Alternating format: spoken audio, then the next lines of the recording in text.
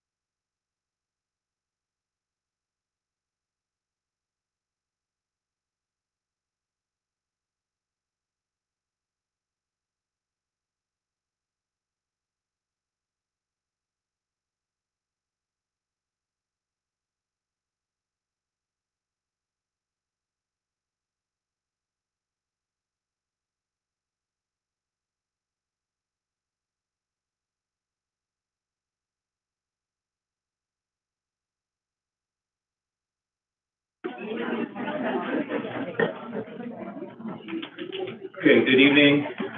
We're going to resume open session.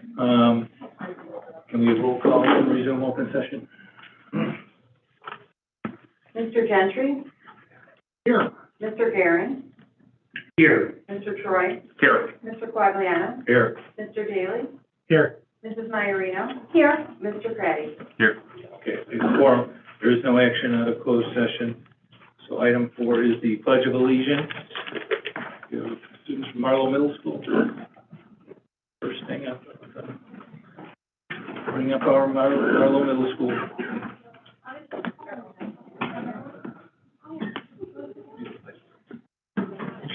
Introduce them. Okay, sorry. It may seem like everyone's. Good evening. Good evening, everybody. I'm Keith Fanke. I'm one of the assistant principals at Marlowe Middle School. I'm here to recognize and introduce the group here from Marlowe. The students here have either won some, oh, there you are. We had a few contests over the last couple months, and we just want to recognize some of our students from Marlowe that have won those contests. It was either the Black History Month contest, the Martin Luther King I Have a Dream essay contest, or the Young Authors. I have been prepping them a little bit because I would like them to come up and introduce themselves and let you guys know what award they did win very quick, if you guys don't mind. Why don't you start, Haley? Your name and what award? Hi, I'm Haley Hages, and I won the Young Authors Award. Bring the mic down. There you go. Hi, my name is Harini Pramod. I'm a 6th grader at Marlowe Middle School. I won the award for the Martin Luther King essay contest. Hello, my name is Victoria Richardson. I am also a 6th grader at Marlowe Middle School, and I have also won an award for the Martin Luther King Jr. I Have a Dream essay contest. Hi, I'm Alina Zizzi. I'm a 6th grader, and I won the Young Authors contest. Hi, I'm Neha Gopalakrishnan. I'm an 8th grader at Marlowe Middle School, and I won the Black History contest. Hello, I'm Bishop Chase, and I'm a 6th grader at Marlowe, and I won the Black History Month contest.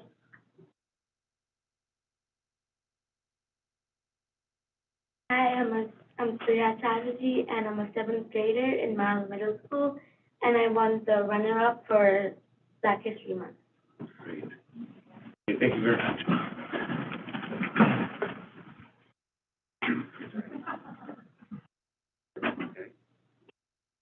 I pledge allegiance to the flag of the United States of America and to the republic for which it stands, one nation, under God, indivisible, with liberty and justice for all.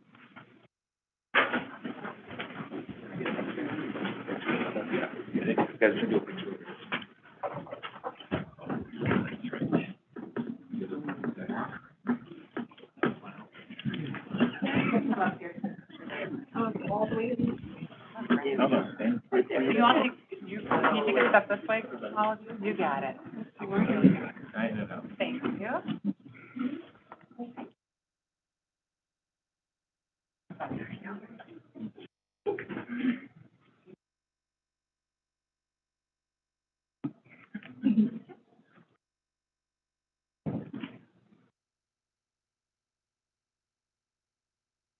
One more.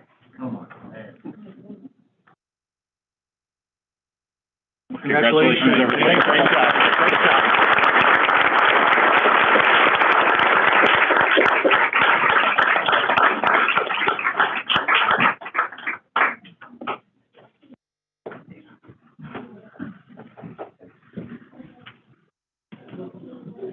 Thank you, parents, for coming tonight. Thank you for coming.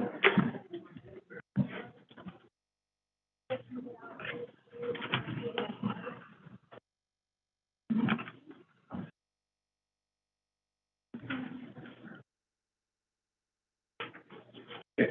A5 is the student recognition. We are presenting our young authors. They're coming, they're all in. They're coming, they're marching in.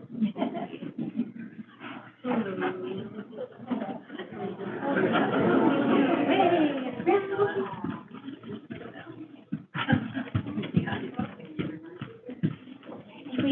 right here. Okay, let's stand up a little bit. All right, hold your books up, but not over your face, okay? Okay.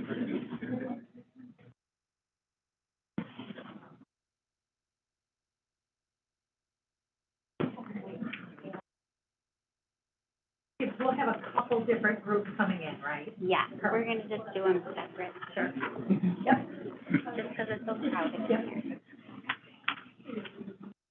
You think we should break them up into two, like into separate groups? Okay, so just so the parents have more Yeah, they have space. it, yeah. All right, well, good evening. I am Christy Gibbs, and I am the Is your green, K2. I'm sorry to interrupt you, is your green light on?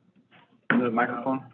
Push the button. Thank you so much. Good evening, I'm Christy Gibbs. I am the K2 coordinator for Young Authors, and we are pleased to present our winners tonight. They've done a fabulous job and worked really hard at school and at home, and of course with their parents, so we want to thank them as well. So I'm going to go ahead and introduce all of our K2 winners. We're going to start with Chesapeake. Over here on this side, we have Adelaide Carrillo with the thick rainbow, and she is in Mrs. Jackson's class. Next, we have Brooke Cute.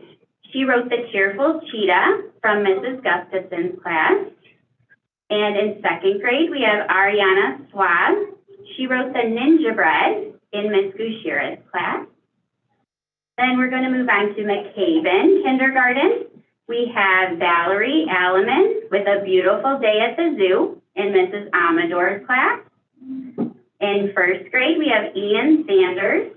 He wrote Mr. Investigator and the Creepy Night Crawler in Mrs. Holterhoff's class. And in second grade at McCaven, we have Guillerme Grissard with the Peelless Banana in Mrs. Suarez's class. And last, we have Legee Kindergarten. Eva Avaram with Rough Meow in Mrs. Bulbesky's class. In first grade, Sharvin Candavila with A Visit to Grandparents in Mrs. Wegelar's and Mrs. Olson's class. And last, we have Kenley Peterson. She wrote Diabetes Awareness, and she's in Mr. Torres's class. So please give them a round of applause.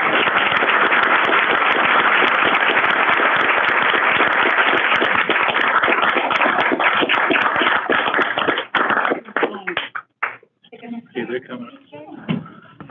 Picture first, and then they. Okay. Yeah.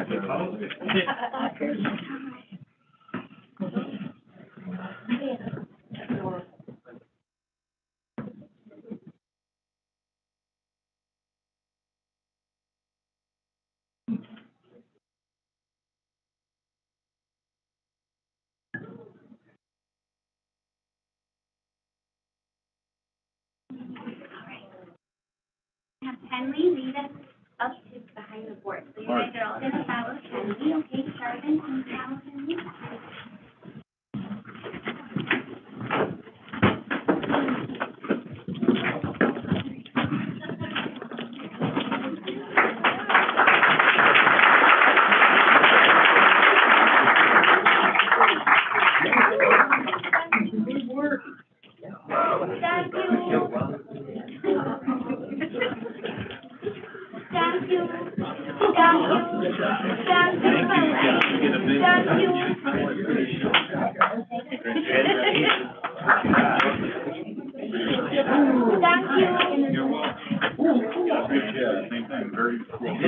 Great job. Congratulations.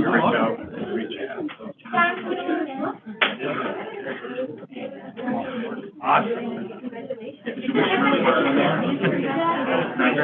Great job. You're welcome. You're welcome. Congratulations. One of the congratulations. I like your company. That's really good.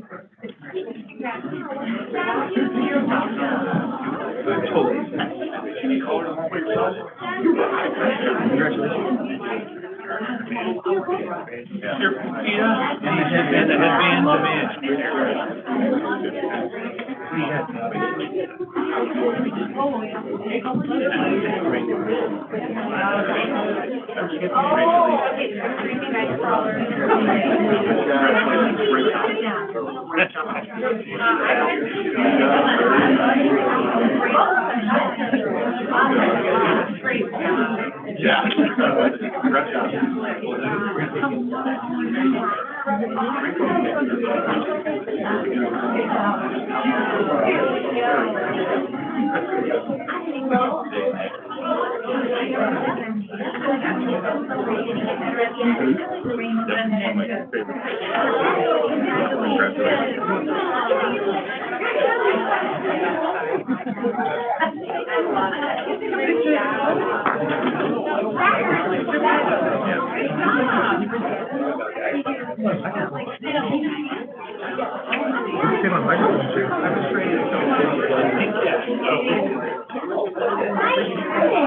We didn't.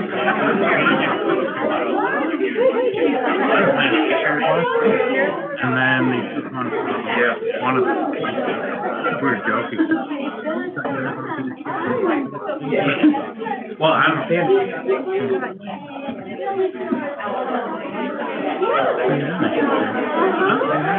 Well, no, okay. I don't need a mic. Take my mic.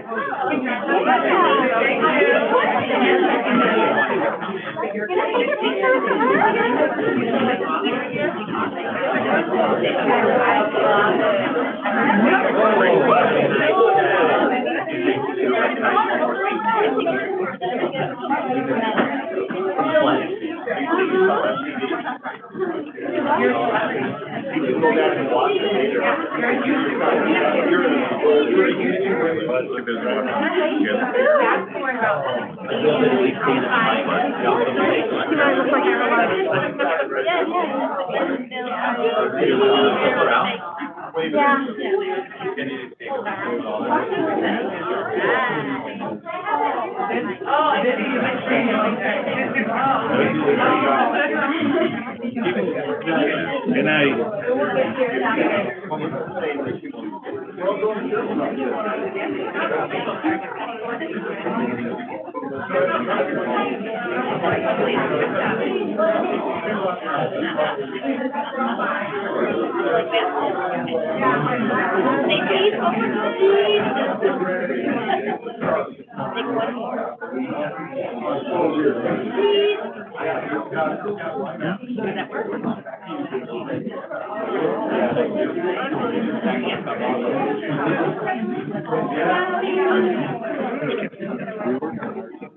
So we're going to pause for a second on the young authors. We actually, unfortunately, had one of our students get mixed up with the young authors and missed out on doing the pledge. We want to make sure she got recognized for the awards that she won at Marlowe Middle School as well. So I want to have her come up and introduce herself and let you guys know what award she won. So apologize for that. Hello, my name is Minna Maloon, and I won the Martin Luther King Jr. contest. Congratulations.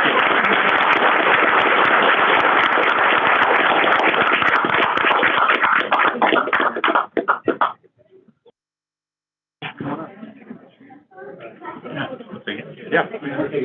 Oh, yeah. Oh, you get one by yourself. Yeah. And with the for you. Oh, no, it's true. They caught You that. know, it's true. Oh, yeah. Oh, Mr. Torrey, go to your left. Okay. Okay. Gotta make sure you're in. Got it. Congratulations. Thank you.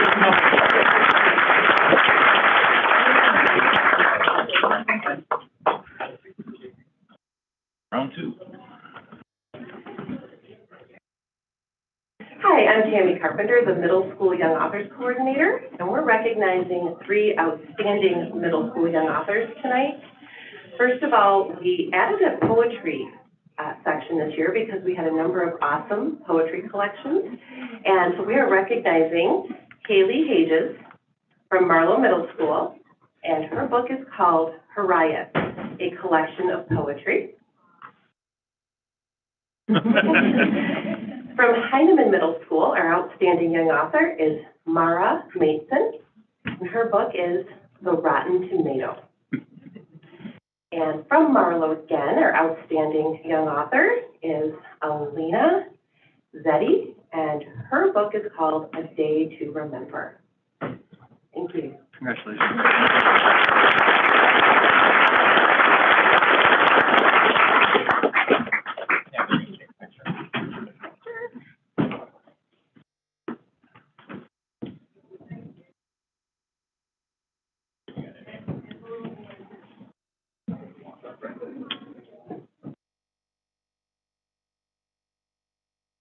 All right, come up here, man. Come on up. Okay.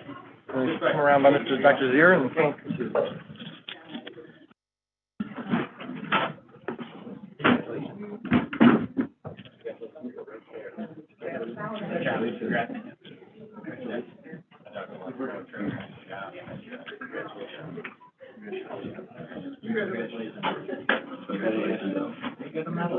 Slow down. Did you get win at the elementary level? Did you do young?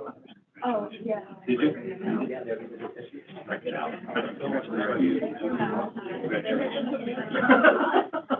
Great job. You guys are gonna line up right now. Come all the way here. All right. Get everybody in. Congratulations.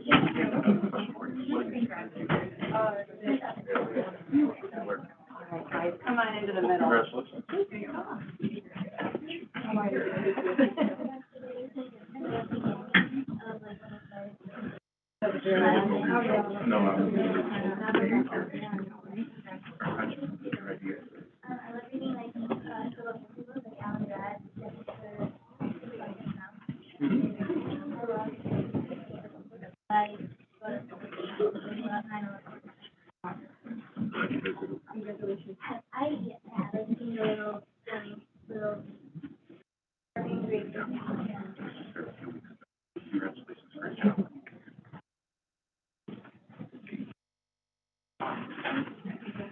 Boy, it's nice to have them right in front here, too.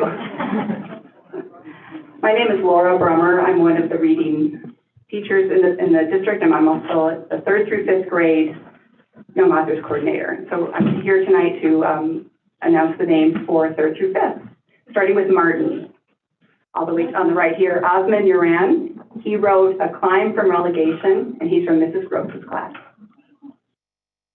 4th grade, I have Funmi Adation.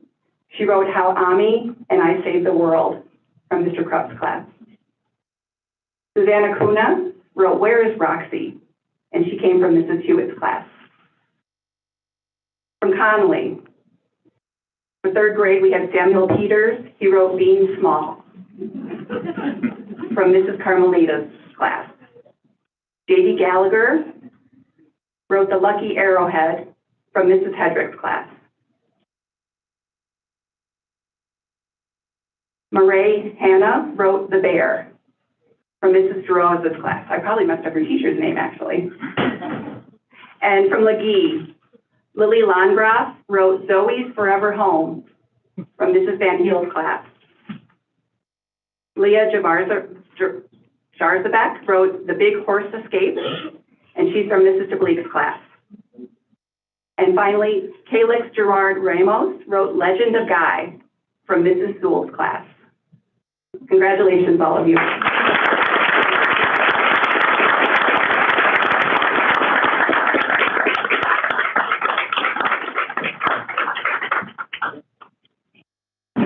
You guys want to step in a little bit so we take a picture? Come towards the center. Do that. Thank you.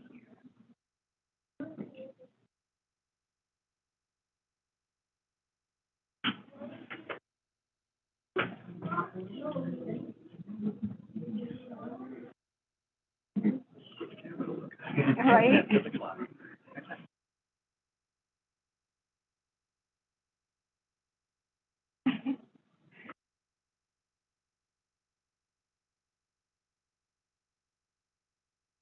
Okay. Congratulations.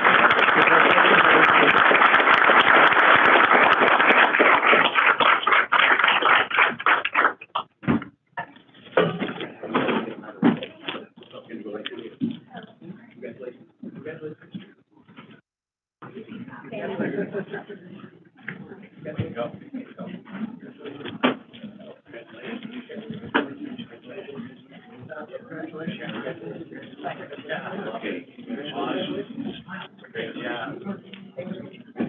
Punishment. Congratulations.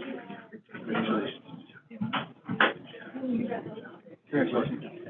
Great job. Congratulations. Congratulations.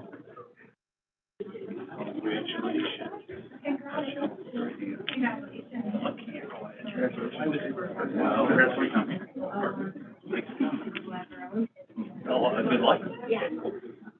Congratulations. Yes, I'm doing good. Congratulations. Congratulations.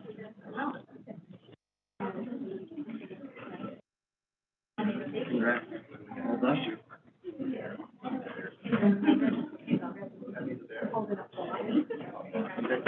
I'm trying to look over your shoulder. Congratulations. Especially since it's a great deal. Congratulations. We'll keep up the good work. Good luck for the rest of the school year. Hey, how are you? Awesome. Congratulations on graduation. Let me see your attendance percentage. But you come. Okay. Well, good for you. Keep it up. Good for you. Come up with that one. Yeah.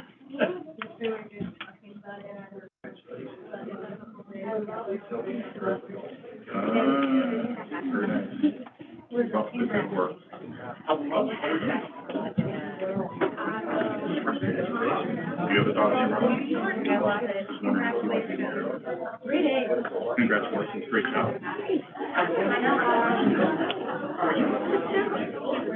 With your ID.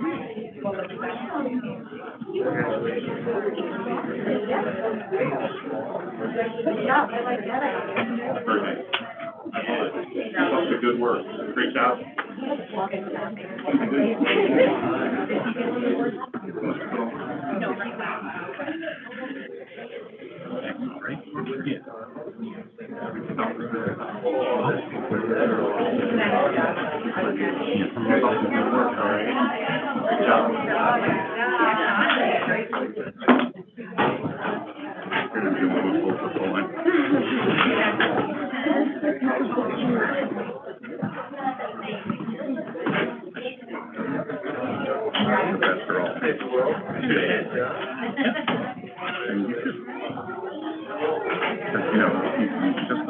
That moment in time. Everyone's made.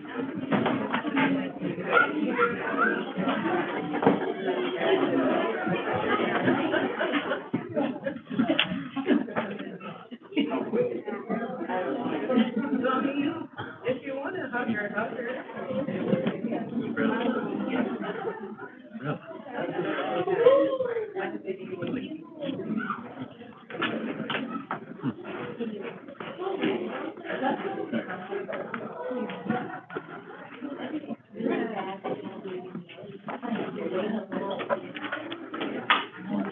Okay, we are on to item 6, public comment.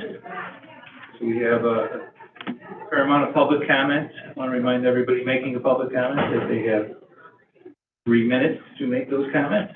And I will try to warn you at 3 minutes to wrap it up. So if we could abide by that, that would be great. We're going to start out tonight with Nicole Smith.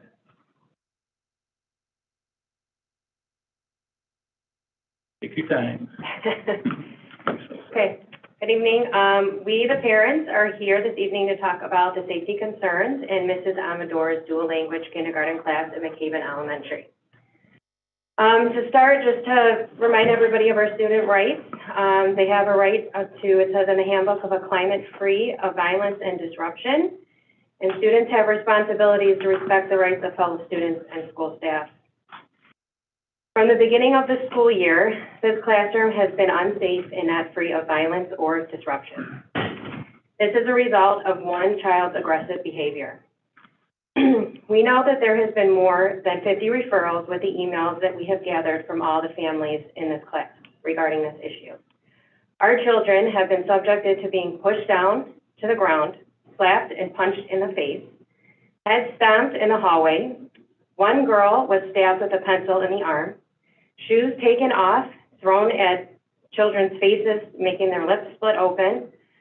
Kids have been hit with metal water bottles, their lunch bags with the metal water bottles in it, pinning down students. Even one kid received a black eye from crashing into him. Objects are thrown in the class, metal timers, books, pencils, scissors, chairs. Even one day my daughter had told me that the whiteboard almost got ripped off the wall. The students have even said that a lot of the fun things in class have been taken away and removed due to their safety. And I could just keep going with all the comments from the parents, but I'm not. Not only are the students being physically abused, they are also being emotionally abused, having to put up with unacceptable behavior, causing lots of stress and anxiety for all other students.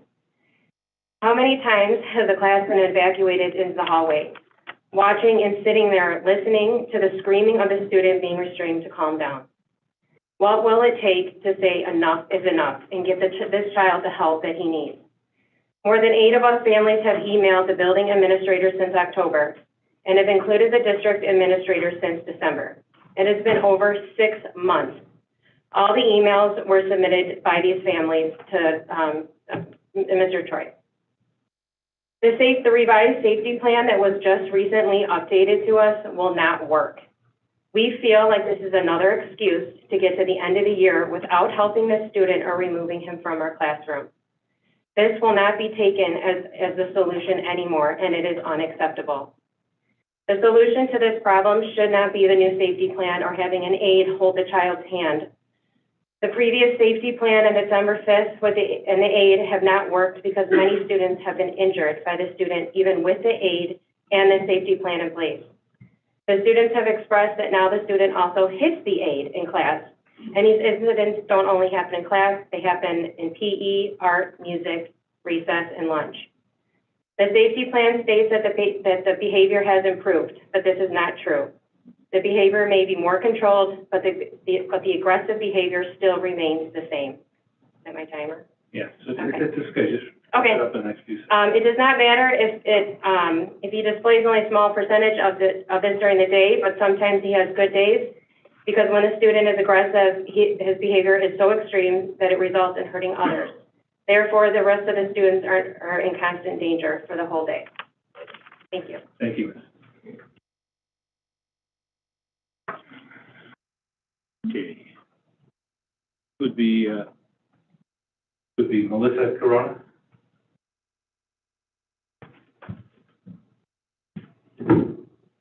Hello, everyone. The solution should be to have the student be removed to the proper placement where his aggressive behavior can be treated and where no kids are unsafe during the process. Dual language is not for everyone. The kids are here trying to learn 2 languages, which is not happening with continuous evacuation and class disruptions. We do not want our kids to have to deal with this unsafe environment all day until 5th grade. The student had his chance, and it is obvious that he makes our class an unsafe environment. Earlier tonight, we were given the option to remove our children from McCaven to Chesac because they are not removing the students. By not removing the student, you are stripping the rights of the other 23 students of having what the handbook says, a school climate free of violence and disruption. This is not equitable education that all students deserve. Special services should acknowledge that the placement is incorrect. This is happening in other schools too, and because of the lack of action, the other students of the district are impacted by the aggressive behavior, and these students are left in an unsafe classroom. The dual language program is a elective program offered to students in a lottery process. Why is it the upper grade students can be removed from elective classes or programs due to behavior, attendance, and academic progress? Why in elementary school the student cannot be removed due to aggressive behavior? Has the Dual Language Academy progressed in the years to come? Will the district office consider putting language for a code of conduct for this program? Classroom disruptions, throwing objects, harassment of other students, and chronic misbehavior. Thank you. Thank you. Ms. Corona.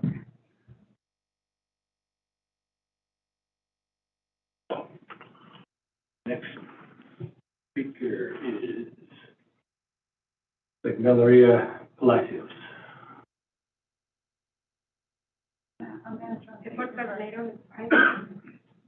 Sorry. Can I translate for her? Oh, sure.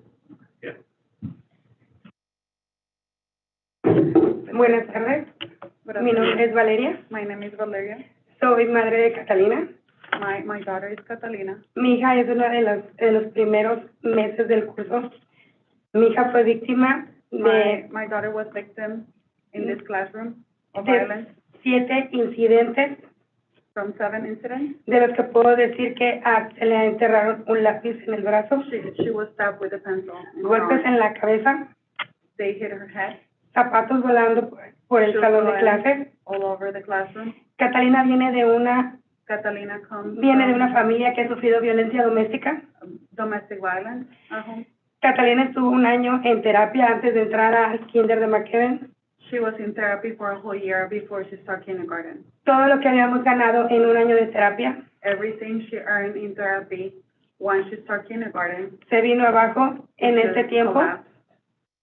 Yo como madre de una niña, Me as Catalina's mother. no quiero que mi hija crezca I don't want my daughter to grow up pensando que el amor se va a base de golpes, thinking that love, you can show love with, being hit and being aggressive. y yo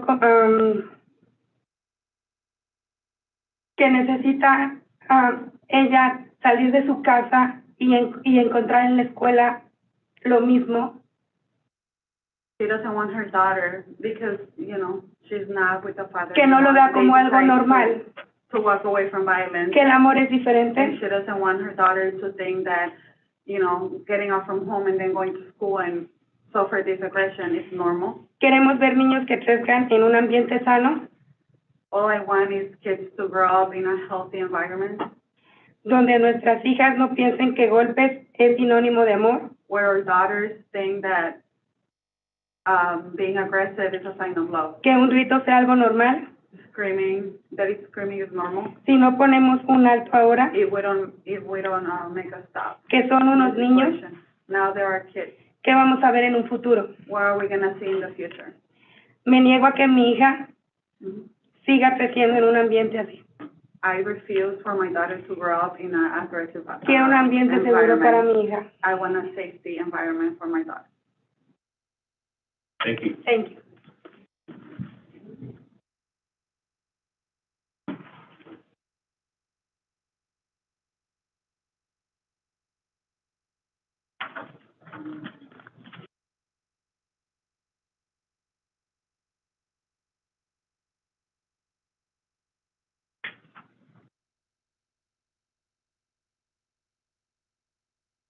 Next would be Jeanette and Bitchko Aristos.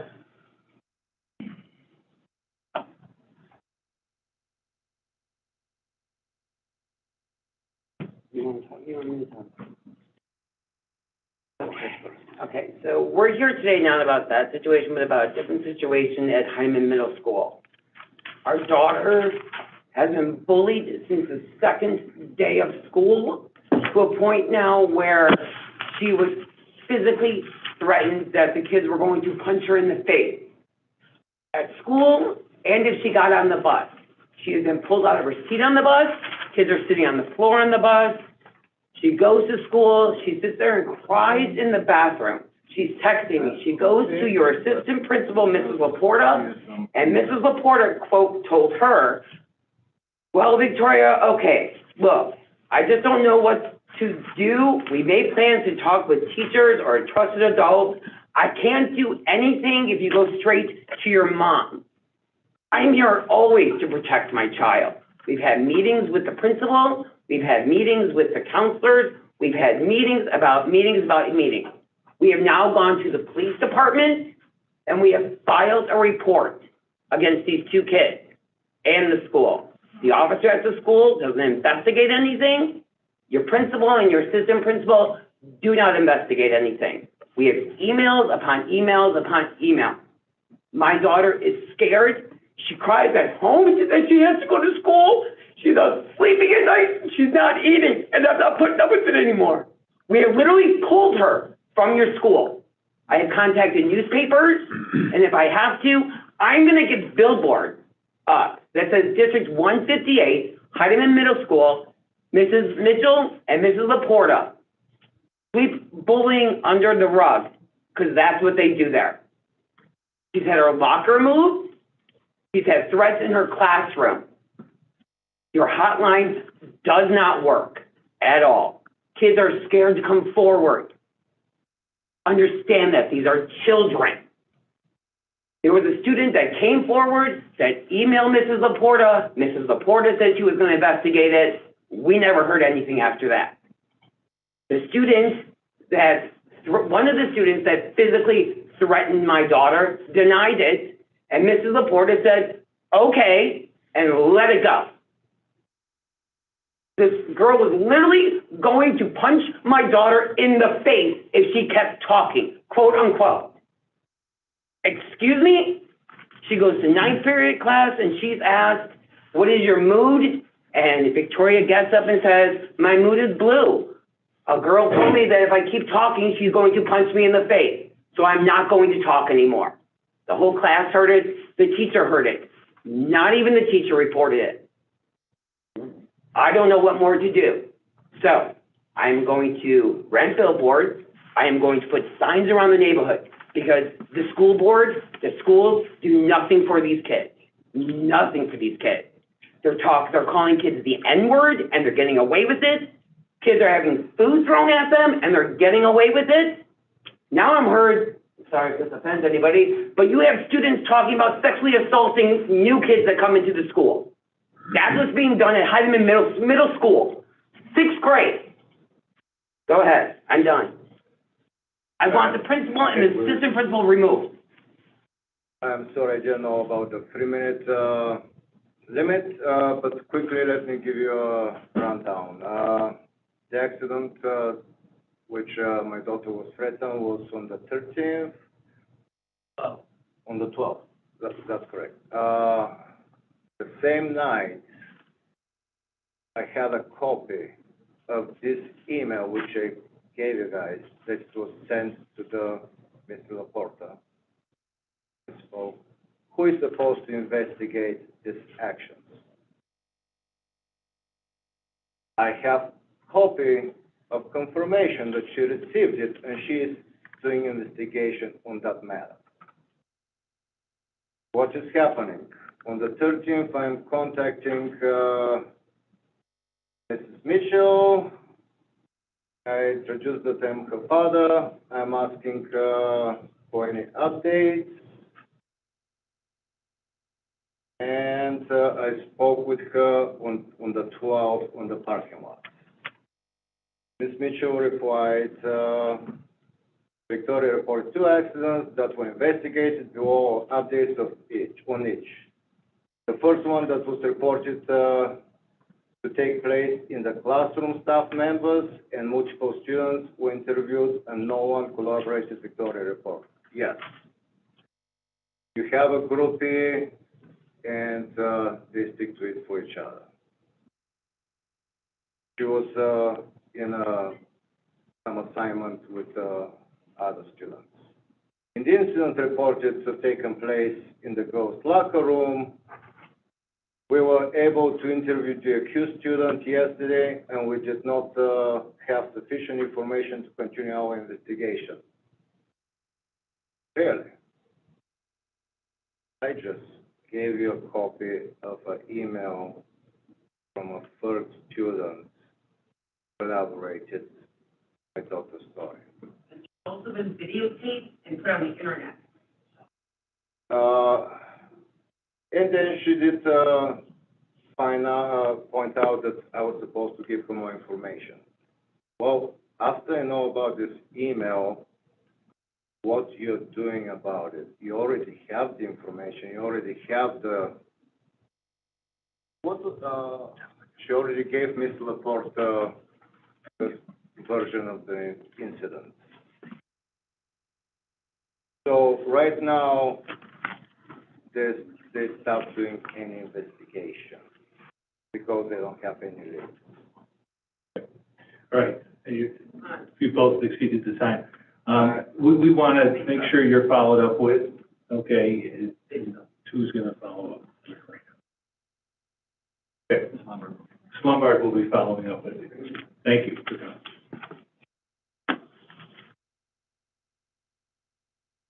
All right, next public comment would be Carrie Cross.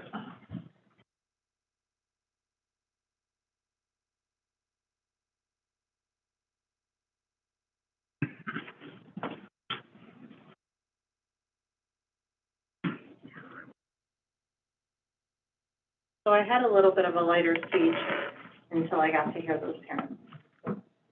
So I want to add before I start my speech, after listening to those parents pour their hearts out, I'm reminded that in this very room, the phrase, if just one child is uncomfortable, we won't do this. Do you guys hear these parents? Their children aren't uncomfortable. They're in danger. Now they're all getting ACEs, AKA severe trauma, added to their lives by the decisions or lack of action that this district is choosing to do. This proves that your resolution model is failing our kids on an ethics level. Hopefully, that will get resolved. Now I'm going to go into my speech, hopefully lighten it up. Everyone knows that we haven't always agreed, but we should have never disagreed on special services being worthy of more than what they keep getting, especially the light students. As a parent of a child with special needs, I plan to keep advocating and never, ever stop. I mean, what kind of parent would I be if I settled for anything less than the world? I can say that I personally finally feel hope for our district again and look forward to being really heard and communicated with. And I finally look forward to the future of the light program, and I'm not overwhelmed with fear. However, that was written before I got to hear them. I'm hoping that the light program will be what it should be, and that I can send my daughter to her future there, and that she'll get to be okay. You've all seen my daughter. She's this big. She's strong, but she's not going to be able to protect herself if it doesn't go the way that it's supposed to. I'm praying that the permanent home for the program is made an immediate priority to give the current students that are in that program back their dignity and provide them with the valuable education that they deserve and to end their education career in D158 the way that it should. I honestly wish you all well in your next adventures and hope that you all continue to advocate like you say you do for all students always. Thank you, Carrie. Okay. On to former longtime board member, Kim Skasia. Doing long time. Hello. Hello. So, I don't know that I need to introduce myself, but I'm Kim Skasia. I served on the board for 22 years. 6 years ago today was my last board meeting. Happy to have retired. I'm sorry that not everything is perfect. But I wanted to come here tonight to say thank you. I know that there are problems, but I also know that there is a lot of good things that are going on in this district. And it has a lot to do with the 7 of you. And I do appreciate your time. And 4 of you are leaving. This is your last board meeting, and I want to say thank you. Melissa, I don't know you, but thank you so much for your 4 years. I do know firsthand how much time and effort is involved and how much you want to make a difference and how much you care. So now I'll cry. Anyway, and Jonathan, I don't know you very well either. I did put your sign in my ear. And I'm sorry that it didn't work out. I do hope you'll run again. And I don't mean that. I don't hope that for you, Melissa. That's not where I was coming from.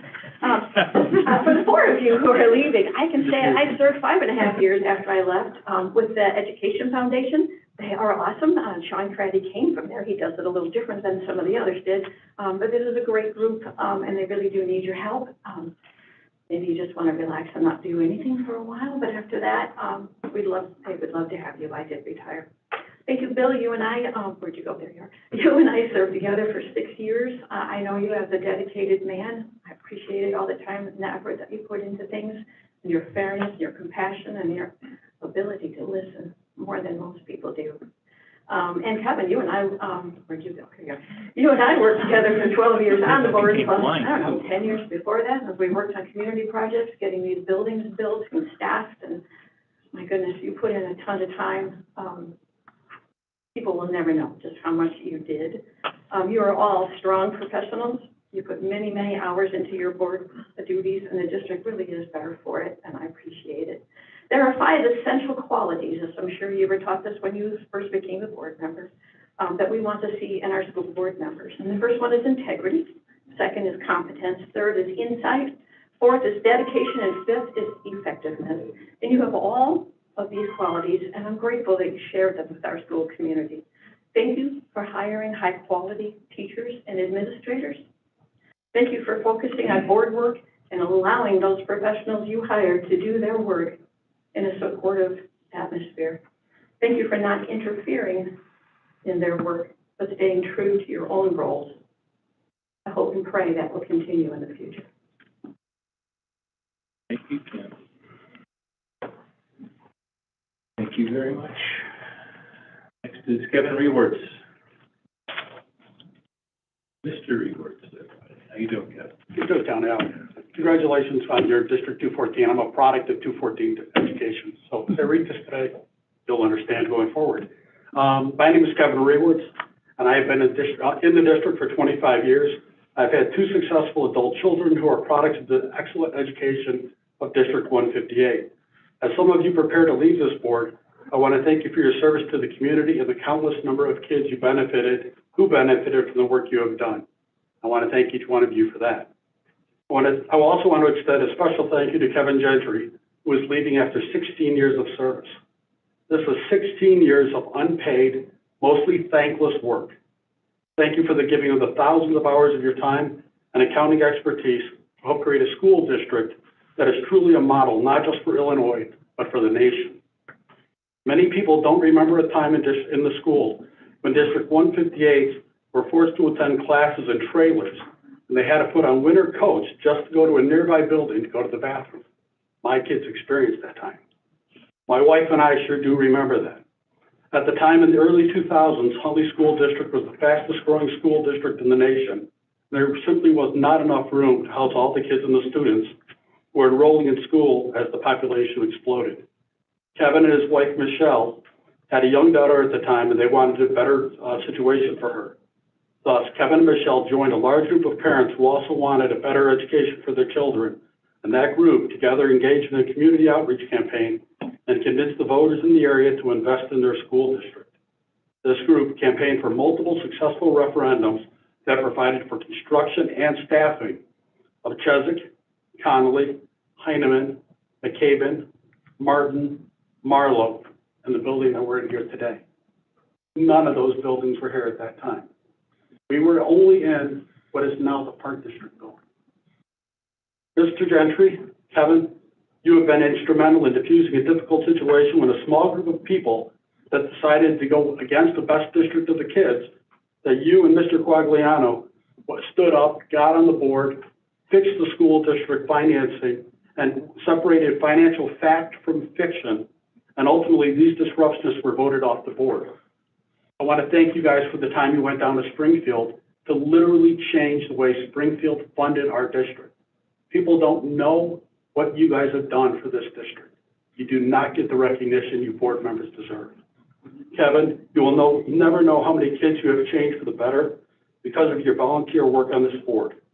But during your tenure, core curriculum classes, AP offerings, special education, and early childhood programs, as well as sports and fine arts, grew tremendously. And all of this was done while the district maintained one of the lowest tax rates in the district. As a member of the community, I thank you for that. The entire District 158 community owes you and all the others leaving this board tonight a huge debt of gratitude. And I did not want your sacrifice to end without knowing that many, many people recognize the value the 4 of you brought to this education and to the board of our kids. Thank you for all the time and energy you have spent away from your family and generously donating your time and talents to this great school district that we are all enjoying today.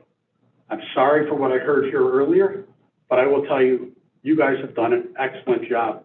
And the administration that's here, you guys, have, many of which I don't know anymore, but Doug, I know you, and Mark, I know Mark, and actually Ms. Mullavardi. You guys have done an excellent job. The kids that have come out of this district really do shine. When I see kids that are out there and I see them in the paper as adults, I'm going to use a phrase that I don't use very often with the education, you guys kicked ass. So thank you very much for everything you have done. Thank you to Kevin and the board members, Mr. Guerin, the board, and Mrs. Morano. I never really knew you, but you know, the other ones, thank you very much for all your time, energy, and all I can do is say thank you. Thank you, Kevin.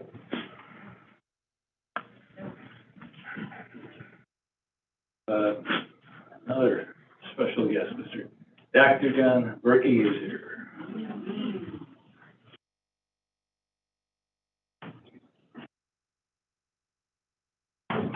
Good evening, everyone. John Berkey, I know everyone here, but for those who don't, I was the superintendent of the district from 2006 to 2018. And actually was going to make some comments somewhat similar to what Mr. Rewerts did. But people that weren't around back then, we really have to set the stage again. In 2006 is the year I came. It was short, not even a year later when Kevin came. And I want everyone to understand, as Kevin Rewart said, we were the fastest growing school district in the state of Illinois in the early 2000s. And with that came a lot of problems and challenges. And one of them was fiscal. And the year before I started, the district had to take tax anticipation warrants to even meet payroll at the end of the year. That's how bad things were fiscally. And there was turmoil on the board, primarily among several board members. And many of the board at that time went out in the community and said, would you please run for the board? They went to community leaders, business leaders. And you know what? Almost everybody said no. It's too controversial. I'm not going to do it. But in the spring of 2007, one person, Kevin Gentry, said yes. And even though he knew he was going to get dragged through the mud, it was going to be a public challenge because that's the way things were then, he ran for the board and began to serve. And you have to know, back in that day, we were on the front page of the paper every day, and it wasn't positive. We had a newspaper reporter just assigned to us in District 300. That was his whole beat. And so we were literally written about all the time. But I want to offer some personal reflections about Kevin and then another board member that I also got to serve with for a long time. But one thing about Kevin I would tell you is he's actually what I would call very soft-spoken. And probably, ironically, he and Bill were two of the most soft-spoken people during the time I was superintendent that were on the board. But Kevin is a great example of somebody who, when they're soft-spoken, when they do speak, you better be listening, because what he's got to say is incredibly valuable. And Kevin also served for a time as board president. And I got to tell you, in those tumultuous times, there were times when I would call Kevin on the phone, and I'm not as even-keeled as Kevin. And so I'd call all riled up about something, and he could always talk me down. And he was just so calm, and he's like, just need to keep focused on what we're trying to do as a district. And so I so appreciate what you did for the district, but I also really, really appreciate what you did for me as superintendent. You helped make me better, and thank you for the 16 years. Bill, you came on the board, I believe, in 2011. Things were starting to calm down a little bit. We had a newspaper reporter that used to sit out here named Michael Guerin, and he would come up after meetings and drill me with questions. And I believe it was about that time that he went to his dad and said, Dad, I think you should run for the board. And I'm so glad that he did, because as I said about Kevin, you're often very soft-spoken up here. But one reflection I want to offer about Bill is where he would really speak up that was so valuable was in closed session when we were talking about student discipline. Bill had and has a great perspective on students who are traditionally marginalized and aren't the cookie cutter students. And Bill would speak up and have true empathy for how we could better serve students that were struggling. And I want the community to know that about you. I consider both of you good friends. I'm very fortunate we got to be friends. Kevin and I get to talk about Disney all the time because we share that in common. Bill actually was kind enough to let me be on his radio show a few times back in the day, and he even called Huntley High School football games for a while with my son Andrew. So I really appreciate both of you and your service on the board and your friendship. And I also thank the other two board members who I did not serve with, but I thank you for your service as well to the community of 158. Thank you. Thank you, John. I didn't bother with the 3 minutes because you can't hold Berkey down.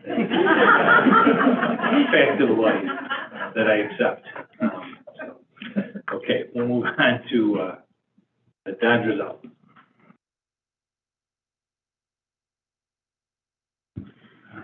I'm going to withdraw my petition to speak to you after following these guys and everything that happened.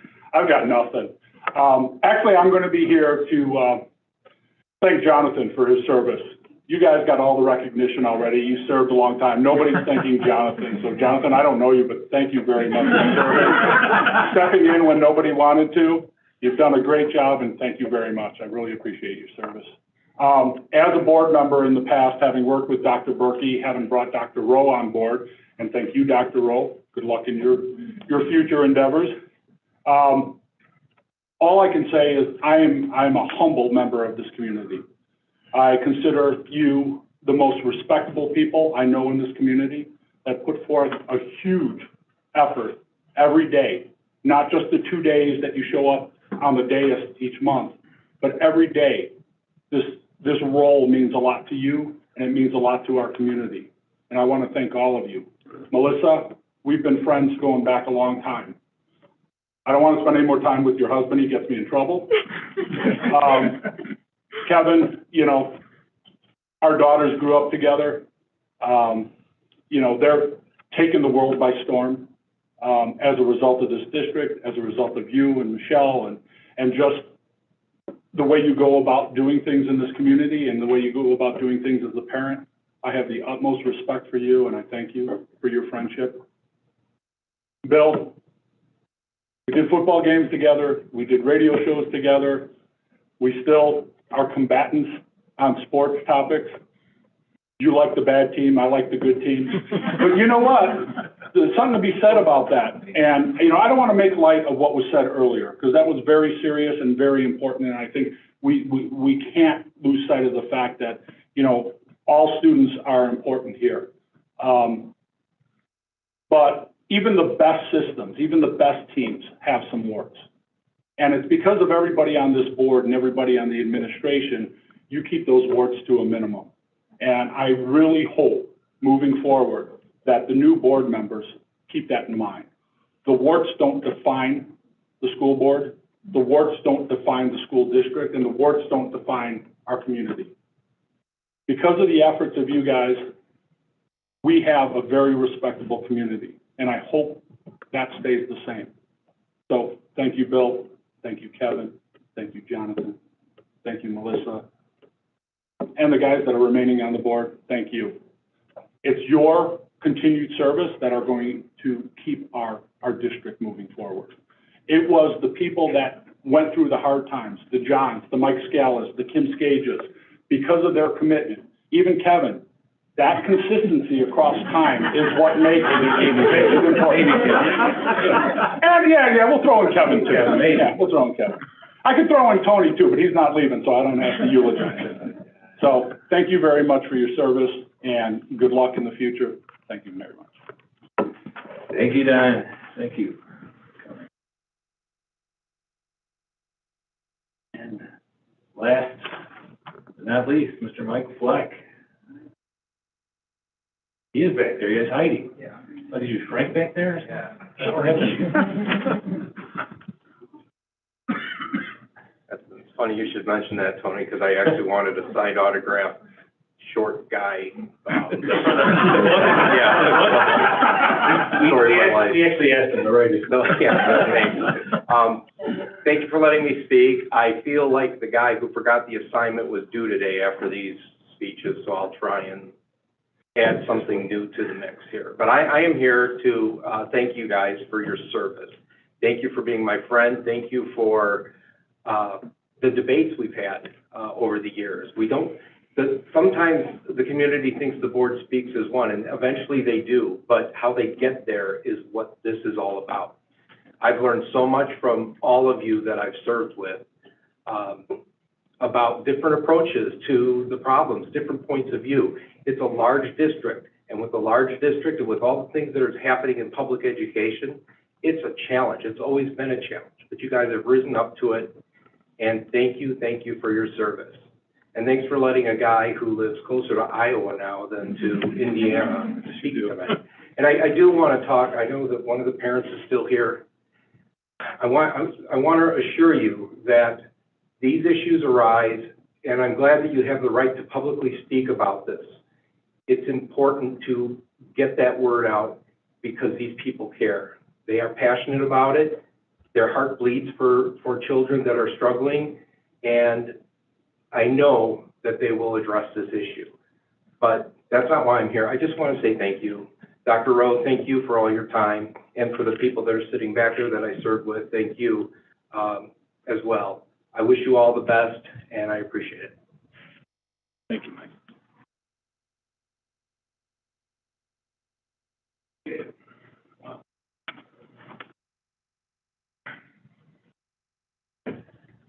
Quite the roller coaster of public comments tonight. I thank everyone for coming and taking the time to express themselves.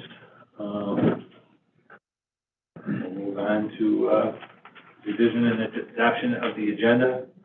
Are there any items to be removed? Anybody have any thoughts? I know no legislative committee, right? Grady? Right. Anything else that gets easier? You got something? You don't? Okay. I just need to check something. Okay, check something. Are minutes in action?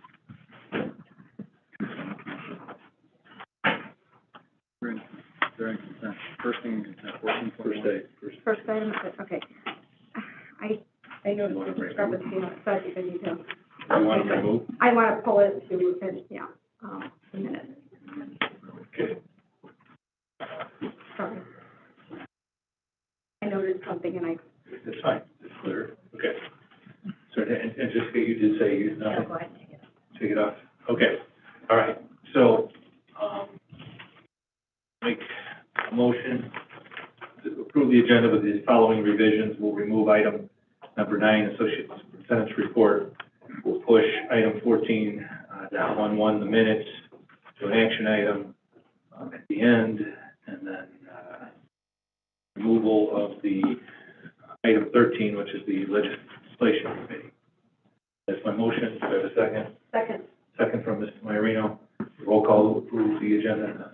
Mr. Gentry? Yes. Mr. Aaron? Yes. Mr. Troy? Yes. Mr. Quagliano? Yes. Mr. Daly? Yes. Mrs. Maiorino? Yes. Mr. Gray? Yes. Okay. Item 8, Superintendent's report. All right. Good evening. Thank you, Mr. Quagliano.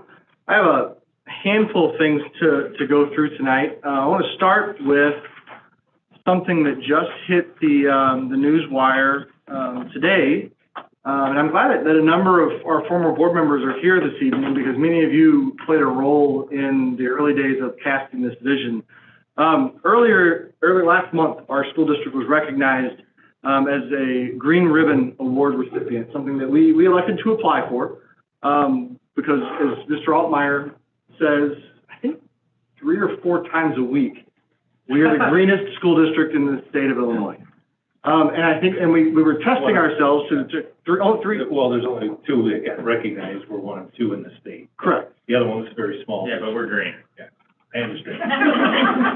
So we received this honor. Green. And so we were 1 of 2 districts that were recognized by the Illinois State Board of Education in the Green Ribbon Award that was passed on to the federal level, to the Department of Education. And we received word yesterday, it became public today, that in fact we were awarded the federal recognition from the U.S. Department of Education.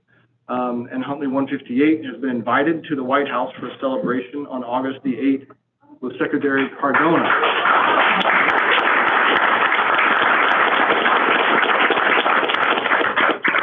This is a very big deal. And it's a very big deal because this shout out that I'm going to share kind of goes back, and I believe, Doug, is 14 years. That is something you have in a recent email I have of when the vision was cast for who we wanted to be. And as I said, I'm glad many of you were here this evening because you sat on the board, but to the 7 of you that are here tonight, you play a huge role in that because you allowed us to go down this path and challenged us not to necessarily be the greenest district in Illinois, but sustainability was a part of our intention, but it really had to do with some of the things that John was discussing about our district finances and how can we create operational efficiencies to redirect dollars that we're spending on our electrical bill back to the classroom and ensure that every dollar that we can is going to our teachers and our students. So that 14 years of work began with lighting and HVAC retrofits, moved on to LED lighting changes. The HVAC controls, which might surprise some of you, but Mr. Ronkowski would tell you is actually one of the greatest cost-saving efforts that we have. The ability to control our HVAC units online, and when you're out of the room, the temperature adjusts and the lights go off. So as Mr. Altmaier talks about driving past the middle schools in his hometown, I'm not sure if you're aware that he's from Geneva, but in Geneva, all the lights are on, and they aren't in 158. To the investment in propane buses, and now the grant dollars that have allowed us the ability to purchase electric buses at a cheaper rate than our propane and diesel buses, to flipping the switch on solar. I want to offer a sincere thank you from me to a handful of people. Doug Ronkowski, you've become our energy efficient expert in-house, and I think probably one of the greatest energy efficiency experts in the state of Illinois, if not the country. There is a career awaiting you beyond your retirement, which I know is sooner than any of us would like it to be, that will allow you to probably earn fivefold what District 158 humbly pays you to do great work here for us. So thank you. Mr. Altmaier, from the fiscal side of the house, you drive a lot of this in partnership with Doug, and keeping the eye on the bottom line so that we can ensure that operational efficiency was Mark's baby. He carried it through our admin team as we set goals to cut $1 million from our operational efficiencies without touching headcount a few years ago, and we were able to do it. I appreciate that effort. Alex Lemoyne, she's remote these days, but she crafted our application. Is an excellent director of communications. I'm sad to see her go, but she's an exceptional member of our team. And then the O&M department, I want to mention a couple people I specifically know. I'll probably leave some people out, but 2 people I have to mention. One is Kevin Lindquist. Has been an excellent assistant director, and big things are waiting him and his future with us. And then Chris Oliver, who I know is kind of the mastermind behind that online world with our HVAC. So Huntley 158 sets the blueprint for how every single district in the state of Illinois can save tax dollars to direct them to the classroom. And more districts need to do this, plain and simple. Not enough districts are paying attention to this side of life in running a school district, and there are millions of dollars that can go to the classroom instead of our electrical bill. So congratulations to all. I genuinely appreciate your work and effort on this, and wish I was going to be in Washington, D.C. to celebrate this with you. That's part of the bittersweet side of what lies ahead for me. But I congratulate you all, and I will definitely be paying attention. Well done.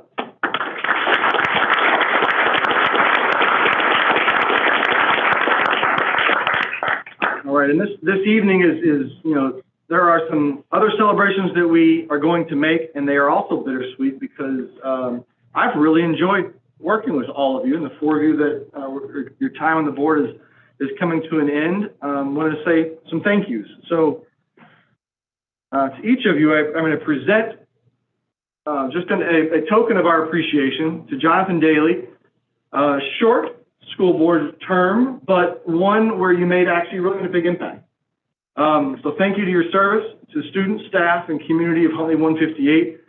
John, what I noticed about you is you jumped right in, faster than any board member that I've had the pleasure of working with that has been new. You weren't shy to the stage. You asked very tough questions, and I appreciate that. You make logical decisions based on the facts, and you sought the facts out in between when the agenda posted and when we got to the board meeting, which I genuinely appreciate because it allows our conversations to be richer here for the public to engage in. And just a genuine thank you from me to you. And I would actually open it up to any other board members or admin that wanted to share their thoughts, but I appreciate your service very much. Thank you.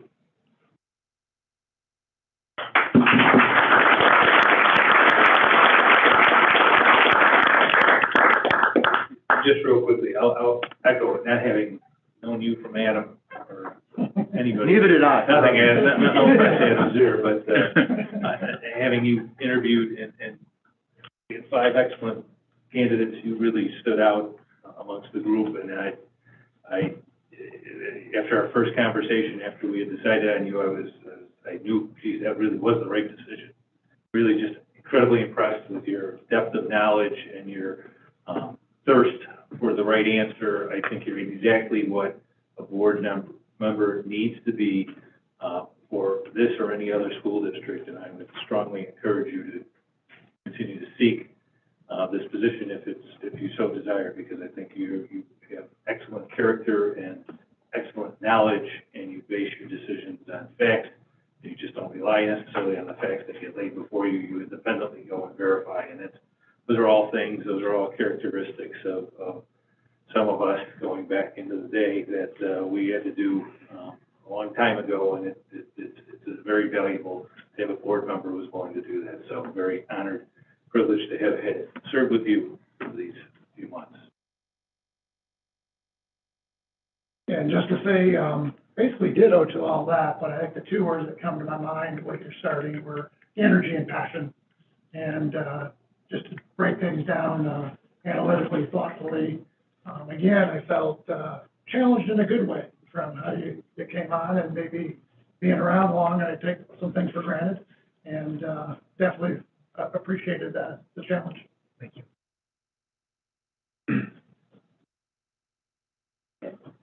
I'll add one more thing. Not just to echo the thoughts that others have conveyed already, but thank you to your family. Because the time that you spent here doing this kind of work is time that's spent away from your family. So please tell them thank you too for allowing you to share that time with us, to be here and engaged. That goes for all 4 of you. To varying degrees, because you've been here to varying lengths of time, but that emphatically stands for all of your families. Thank you, one and all, your spouses, your kids. I heard a board member once say that they didn't come here to make friends, but I'll tell you, it's nice when we part as friends, and that's what happens over time when you spend a lot of time working closely with people in the same common direction, pulling in the same way, is you make family. And all 4 of you, all 6 of you, Dr. Rowe, Cabinet, you are truly family. We are truly family. But I'm especially indebted to your specific families for allowing that time to be shared here. Thank you, one and all. Thank you. All right. Melissa Maiorino is next, a 4-year term. Melissa, thank you. The few things that I want to share about you, Melissa, I think Kim said it, is your passion for student well-being shines about you. Your passion for students with special needs shines about you. And you root for the underdog, maybe like no one I've ever met. And I respect that. I know we had a number of times we didn't always see eye to eye, but that's part of the process. And there's a level of accountability and a lens that sometimes I don't carry that you do, that I respect, that you help me see education through. So genuinely, from me to you, thank you for your time, and your service to our school district.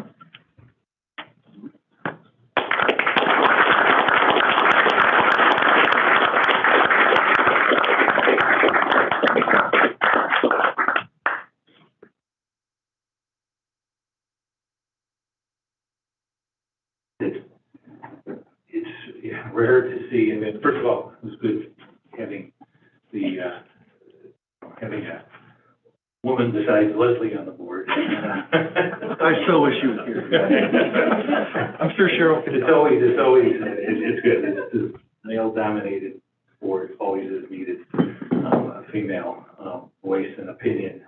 So you obviously provided it, you've provided in the manner where, yes, you've been very dogged in your, stance on making sure that all students, special ed especially, but kids who are bullied and the like are, taken into consideration and that we're doing something about it. So your diligence, and you said willingness to really stay on top of everybody, regarding those is just been a very valuable, extremely valuable having you on this board and having your perspective and your voice being heard. So thank you for so much for the time and dedication that you put forth.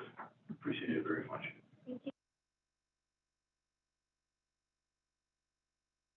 Yeah, but Melissa, just, thank you. I think we've seen eye to eye on a lot of things around, the social end of the spectrum in terms of the issues and the bullying, and I know I don't have all the answers in that regard, and, I find the issues, the questions you bring up are predictable in a very good way, meaning I can see, generally can see them coming, know where you're coming from, know where the heart is, so I definitely appreciate that, and thank you.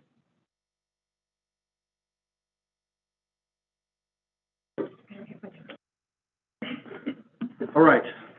Next, Mr. Guerin, 12 years, is that right? 12 years on the board. Bill, John said this, but Bill's a strong supporter of educational equity. The conversations that I had the pleasure of having with you behind the scenes and that you can share from your perspective, from experiences to just the lens that you get to look through life with the unique yet wonderful family that you and me are raised. It's unique. And wonderful. It has opened my eyes to a lot in terms of the world, and I respect that. You're also a strong proponent and supporter of special education, and I'm not sure everybody always gets to see that. But the conversations we've had, and as was said, Kevin and Bill were often some of the silent, not so much outspoken, yet when they did speak, it carried a ton of weight. I know I've been in closed session more than 3 or 4 times where you've made the room stop with your comment. And it was totally valid and right on par. The feedback that you shared with me about our system from parents' perspective, from a different viewpoint, not so much Huntley's system, but the education system in general.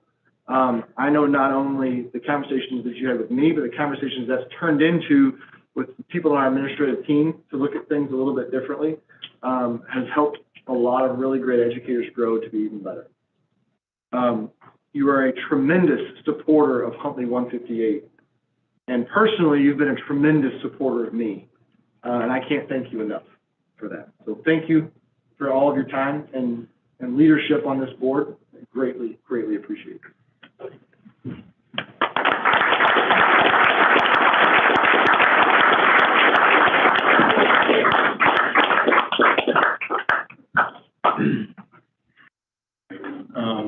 Bill, absolutely one of the nicest guys I've ever met.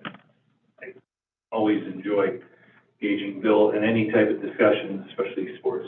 It's probably my favorite topic with Bill, but in regards to his service on the Board of Education, 12 years, long time, very dedicated, especially with his family and just everybody's situation there. I know it's been a tough go at times, but just the willingness to continue on and stay and serve the board and serve the community. And I know you're out there in the community, you've got the pulse of the community, you deal with people constantly, in a manner that, gives us some good perspective, and, yeah, I always actually felt Bill was, Kevin would speak a little more on Bill.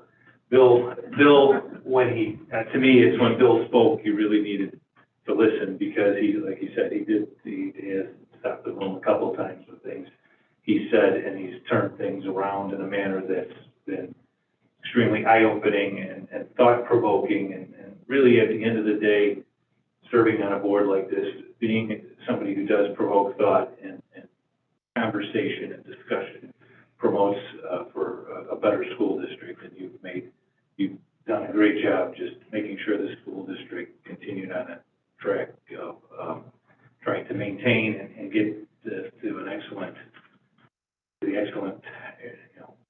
where we're at right now, the excellence that we've attained throughout all these years.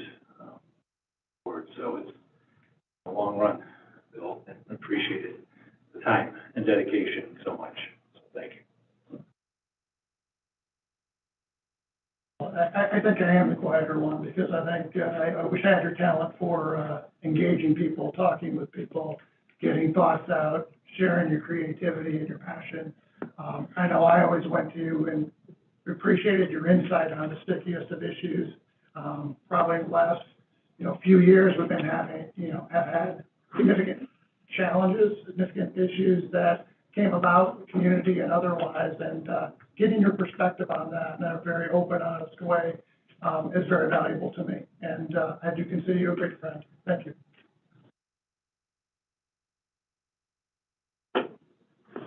Thanks, Bill. All the words that everybody said, and then some, multiple times over. It's been a pleasure and an honor serving with you for these 12 years. I treasure the time, and I truly appreciate not just the stuff, the contributions you've made on this board, but it's the contributions you've served and how you've contributed to the community. I remember when Huntley Radio launched, and it was two dudes and a dog, and you and Michael were doing your thing, and it was fun to listen to, and it was fun to watch you guys engage the community, and Sir Will and the Duchess, and just all the outreach that you contributed to the texture and fabric of the Huntley community. So in the many ways that you've been part of this culture of the school district, extends even further to what you've done in helping this community grow in the way that it has.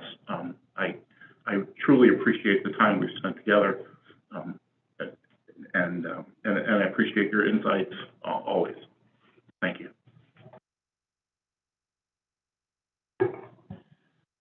So many people don't know this, but Bill, you were the first one when we moved from Crystal Lake to Huntley Schools, Lake in the Hills. You were the first one I reached out to because we had a problem, making sure our kids got in, because it was like when we closed on our house. So I always remember that, and I met you through a lot of nonprofits. We've done a lot of things. We've shaved our heads together. So, but you. Once you do that. You're definitely a big aspect to this board, and you'll definitely be missed.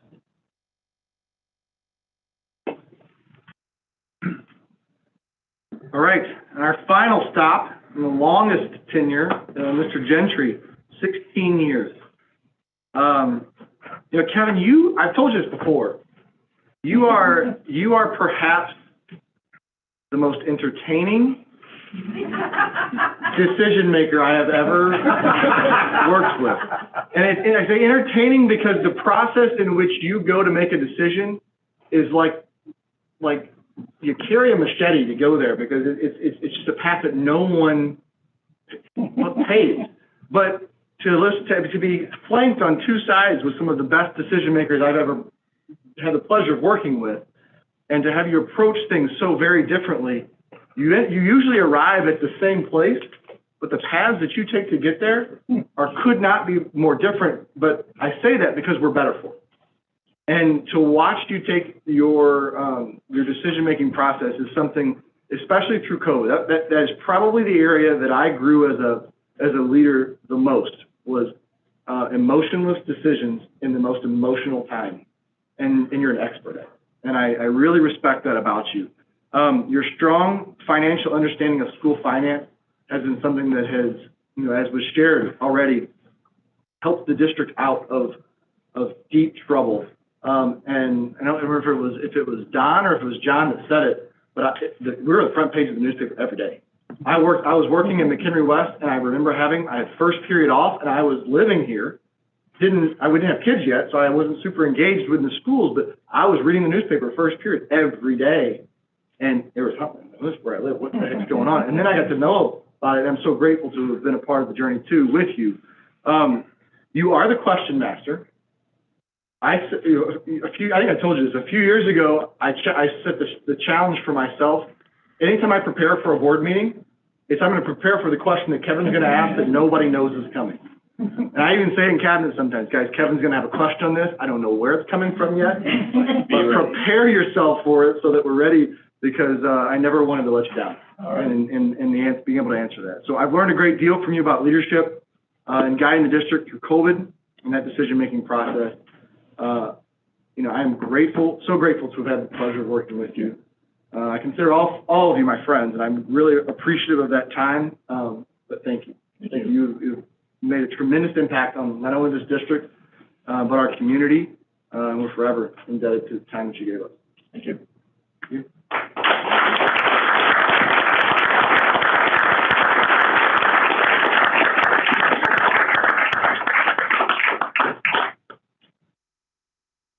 It's an extremely difficult night for me, because Kevin and me have been on a similar but slightly apart journey for a long time in this district. We do come at things a little bit different, but there is no person that I've ever been around, whether in my working environment or this environment, that I ever respected more or wanted to go to bounce something off of, because I really wanted to hear what Kevin had to say. He always is very thoughtful, very thought-provoking. It's certainly, I'm not perfect in the way I go about thinking all the time, and it's always great to have somebody there to bounce stuff off of and think through things.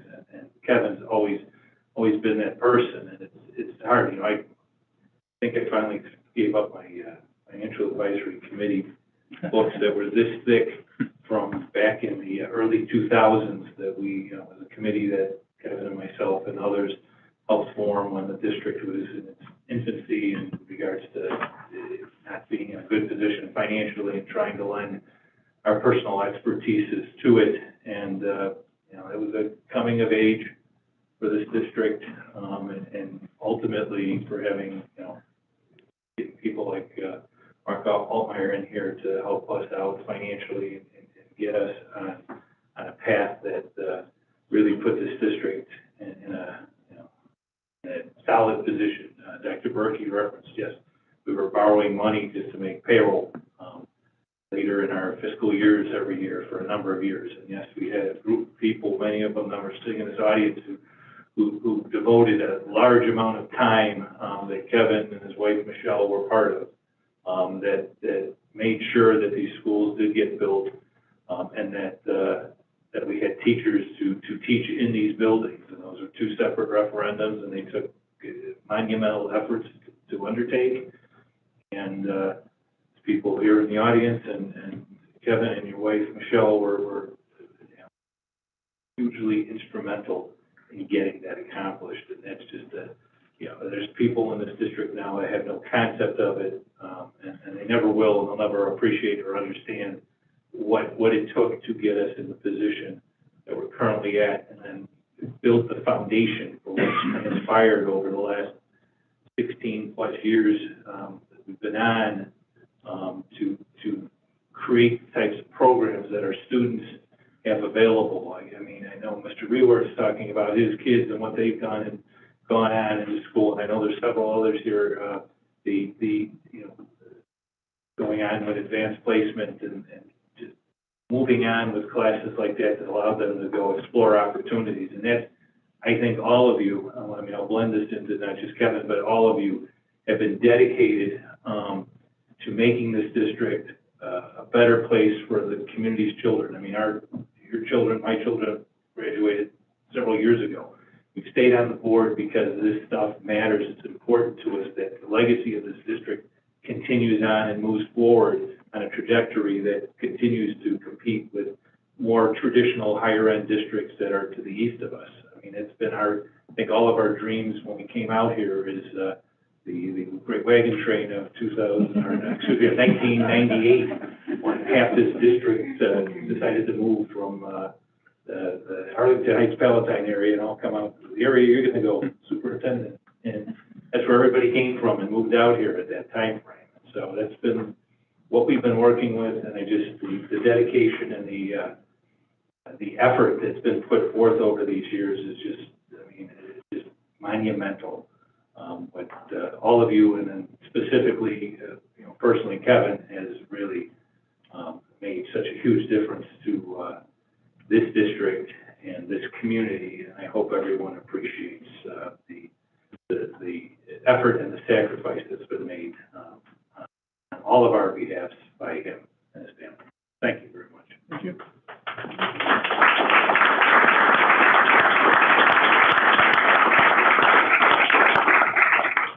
That is all I have.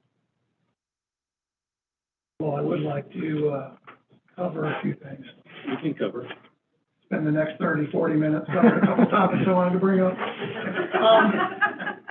I am blown away by everyone showing up today and all the words that have been said. I'm going to read from the script, which isn't like me, but I'm extremely grateful and humbled by the opportunity I've had over the last 16 years to be part of leading a great district, participating in many truly great achievements. While I might not be the most demonstrative board member, as indicated by most here, I truly do love this district and have tremendous respect for the leadership team and the entire staff and what they do each and every day for our students. While I was reflecting on the years since joining the board, I was once again struck by all that's been accomplished. And again, want to spend the next few minutes just drawing out some of these. As a reminder for how far we've come on our journey as a district. On the program front, and I'm kind of looking at Dr. Berkey here, but I do remember one of the earlier initiatives is to focus on elementary reading, and that an effort to set the foundation for achievement growth. And I think I can bear witness that I do believe I saw the fruits of that in the subsequent years, several years for that matter, and just saw that come to fruition and thought that was worth bringing out today. One-to-one technology, blended learning, online learning, medical academy, engineering academy, global academy, and I'm going to call out my daughter here because that came like 3 years too late for her. And a international studies master's, she would love that. Fine arts academy, engineering, dual degree program, orchestra. I'm going to call out Alton again. She was an accomplished violin player, but had to go elsewhere, and that's no longer the case. So very proud of that. College and career pathways, Vanguard Vision, many, many others I'm probably not listing here, but to have all that happen in that period of time, it's a great honor to be part of that.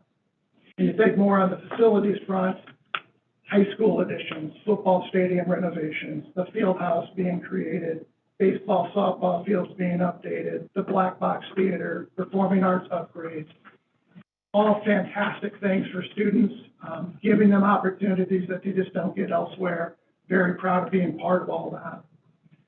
And then there's another list, and I think we've hit on those today, which was a great thing. But things that fall under the background that enable great things by freeing up the funding, the resources that can be pushed back into the classroom. A lot of stolen thunder here, but I'm going to repeat all these things anyway. Guaranteed energy savings programs, Mr. Rinkovic spearheading those. The great world of commodity hedging, which I knew nothing about, but the fact we go out on the open market and actually hedge our utility costs does not sound sexy at all, but it drives money into the classroom. solar-driven savings. I can't say that that's not visible because you can see it everywhere, but that is something that was a very ingenious, I think, initiative that really drove savings in such a way it's a permanent annuity that will benefit students for a long, long time. Me and Mark talked about transportation planning and what all goes into that around when to buy buses, how to buy buses, what type of route optimization things you can do. All those things don't sound great and sexy, but again, they put resources in the classroom. Aggressive grant writing programs, proactive facilities management plan, self-insurance, all those are great cost-saving ideas that, again, we've worked on, we've developed, pushing resources, pushing funding back into the classroom. Additionally, a number of items I would kind of put in the taxpayer bracket. Just recently, in fact, our AA credit rating got reaffirmed, keeps capital costs low.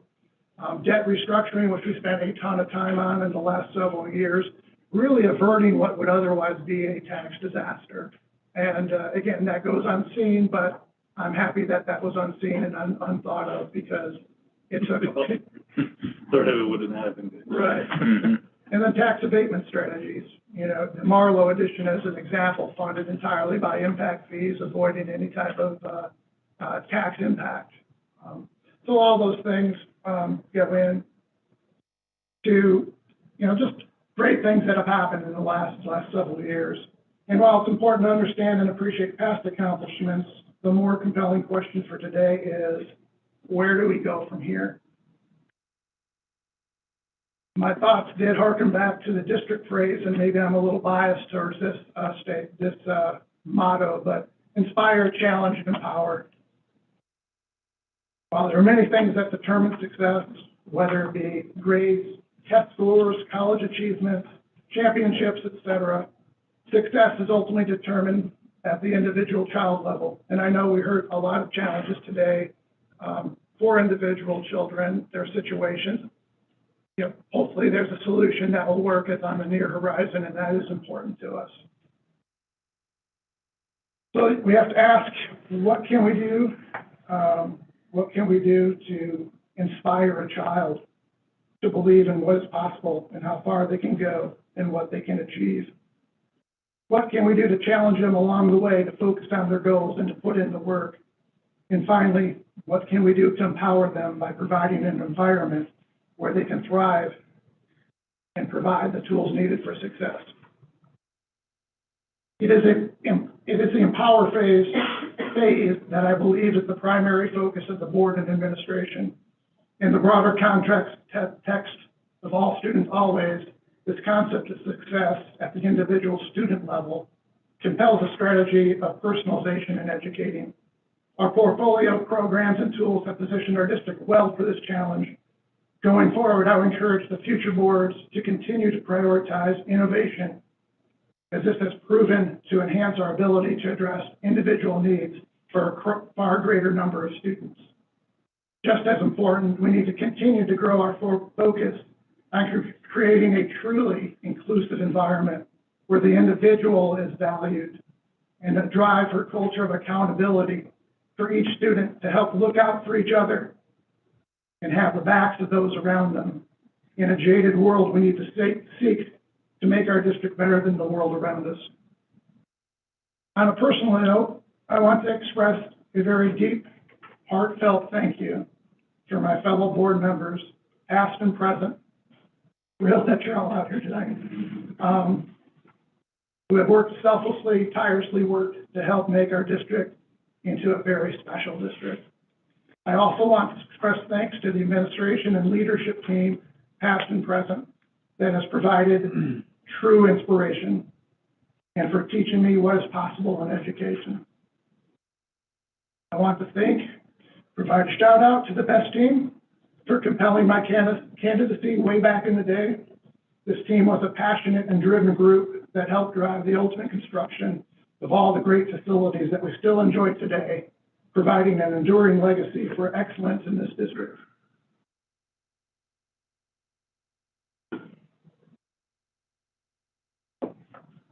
I also want to thank my daughter, Allison,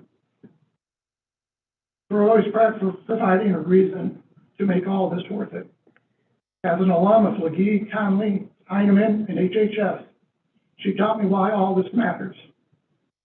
As an adult, she still reminds me of how the solid education provides the foundation for her to be successful in her career in life. Lastly, and most importantly, I want to thank my wife for 30 years, Michelle, for her endless support and understanding. The midnight meetings, the negotiations, extra meetings, having her birthday always seeming to fall and land on the school board conversation. I love you dearly, and I'll be looking forward to celebrating your birthday on your actual birthday. Thank you all again for truly the experience of a lifetime. Thank you.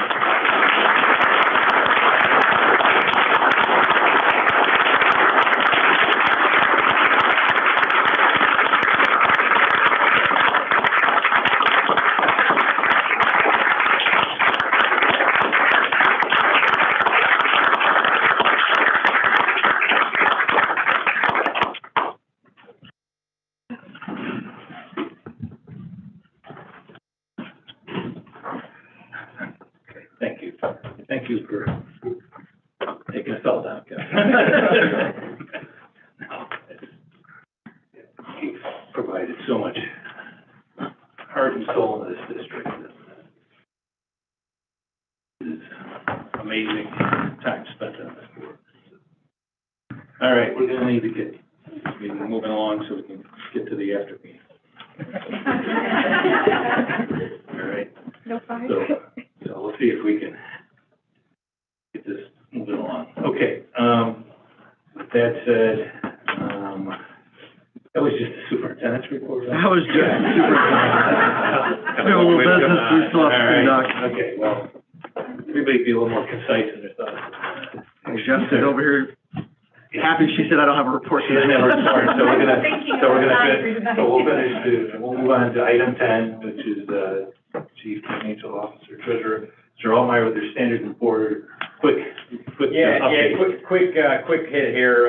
Mr. Gentry already noted that we did a rating recently because we were in an attempt to go out to bid on the Series 2014 debt and save several $100,000 in debt service over the next several years. We did do the S&P rating, and we did come back with AA stable, so that's the good news. The bad news is, well, last week, Friday, while the rates went the other way, and that couple $100,000 of savings is not what we need it to be to move forward. So the parameters resolution that Wells Board approved last month is kind of null and void at this point.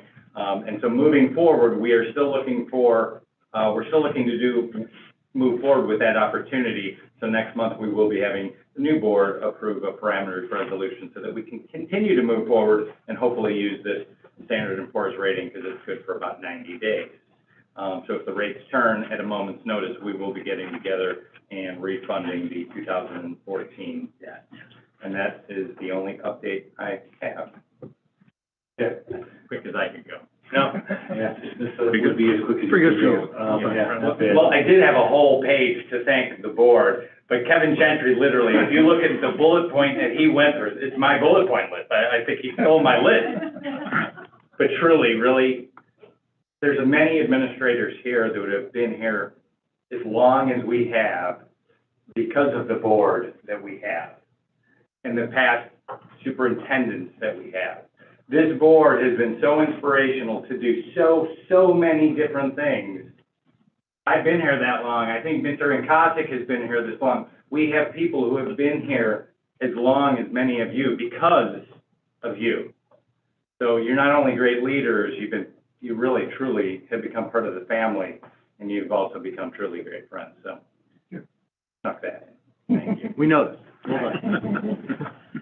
Yes, you did. So, I mean, the point of all that is we're gonna, the S&P rating only lasts for about 90 days, so we're wanting to still use this rating if possible, but we're gonna have to push off a new parameters resolution to the next. Correct. So then we'll have about 60 days to watch the rates and Correct. take action Okay. as appropriate. All right. The date on that. We'll move on to item 11, community relations and student outreach, and we have, 11.1 is the FOIA. Is there any questions, thoughts on that? Plenty of thoughts. Move on. I'm gonna skip the, okay, yeah, all right. For my president's report, very quickly, we will be, briefly, we're having a reorganization meeting on May the 2nd. It's Tuesday, is that correct? Am I right? It's Tuesday. So that will be the 6 o'clock special meeting to reorganize and seat the new 4 board members and elect officers at that time. So we'll be going down there. Beyond that, nothing further, so we'll move on to item 14, which is consent agenda, so that goes quick. We've already moved 14.1 off of consent. So if there's nobody needing anything else removed from consent, I'll make a motion to approve the consent agenda without item 14.1.1. Is there a second? Second. Second from Mr. Guerin. Can we have roll call? Mr. Guerin, Yes. Mrs. Maiorino. Yes. Mr. Quagliano, Yes. Mr. Craddy, Yes. Mr. Troy. Yes. Mr. Daly, Yes. Mr. Gentry. Yes. Okay, passes. Item 15 is action items. That one is extracurricular committee recommendations. Mr. Olmeyer. Thank you very much. I think the memo stands for itself. This is the second year running in accordance with the collective bargaining agreement. The extracurricular committee is making recommendations to utilize the $35,000 of allocated spending, and as we've done over the last few years, they've recommended additions, amendments, as well as eliminations of stipends that are no longer being utilized, and with the addition of trial activities as well. So you have that memo in front of you. The ECC over the year, actually over the past 2 years with the implementation of that clause within the collective bargaining agreement, really the intent was to really create dialogue at that committee so that we could be the best we could be for kids, whether that's adding additional clubs, whether that's challenging each other on clubs we no longer need, and it's testing out new clubs and working with the buildings to get that done so that we can provide all of those great opportunities for kids. So as you can see by the very last page, there are 15, 18 trial type of stipends, clubs out there that are gonna, kids are gonna love them. So with that, we ask for the board to approve the extracurricular recommendation of how they are currently utilizing the $35,000. Please note there is additional money remaining, and once we calculate based on the total stipend spent for the year, those additional dollars will go towards increasing the base salaries of those stipends, which is also a very good thing because we will not fall behind the Fox Valley or other districts in the neighborhood, which was, well, the problem in past years. So with that, we would like to move forward with the ECC's recommendation. If I could make a comment, just, you've heard me talk about, bringing Special Olympics and broadening. Special Olympics was on there as an elimination, just understand, since COVID, our activity level with Special Olympics has changed pretty dramatically. We actually have a committee meeting, our internal committee starts their meeting tomorrow. We'll be looking to bring that back and kind of reorganize that. Just I don't want anybody to think that because that's on there as an elimination, that means Special Olympics is going away. We're actually looking to expand it. Correct, and I do want to add that the ECC did have that discussion, but this is for next year's stipends, and so any of these clubs and or positions can come back, and it's very fluid year to year. Thank you for adding that. Right, and then just in general, how do you feel that committee worked? Does that mean off of our? To be honest, over the past 2 years, it's probably the best it's been in a long, long time because of the dialogue of making sure we are doing the best for kids, and we're not just, to be honest with you, we're not just adding clubs. Right. We're looking at all of our clubs holistically and trying to do the best things for students. Yeah, I just want to make sure it's consistent with how we negotiate that collective bargaining. Perfect. I have one question, so just kind of following up on the Special Olympics.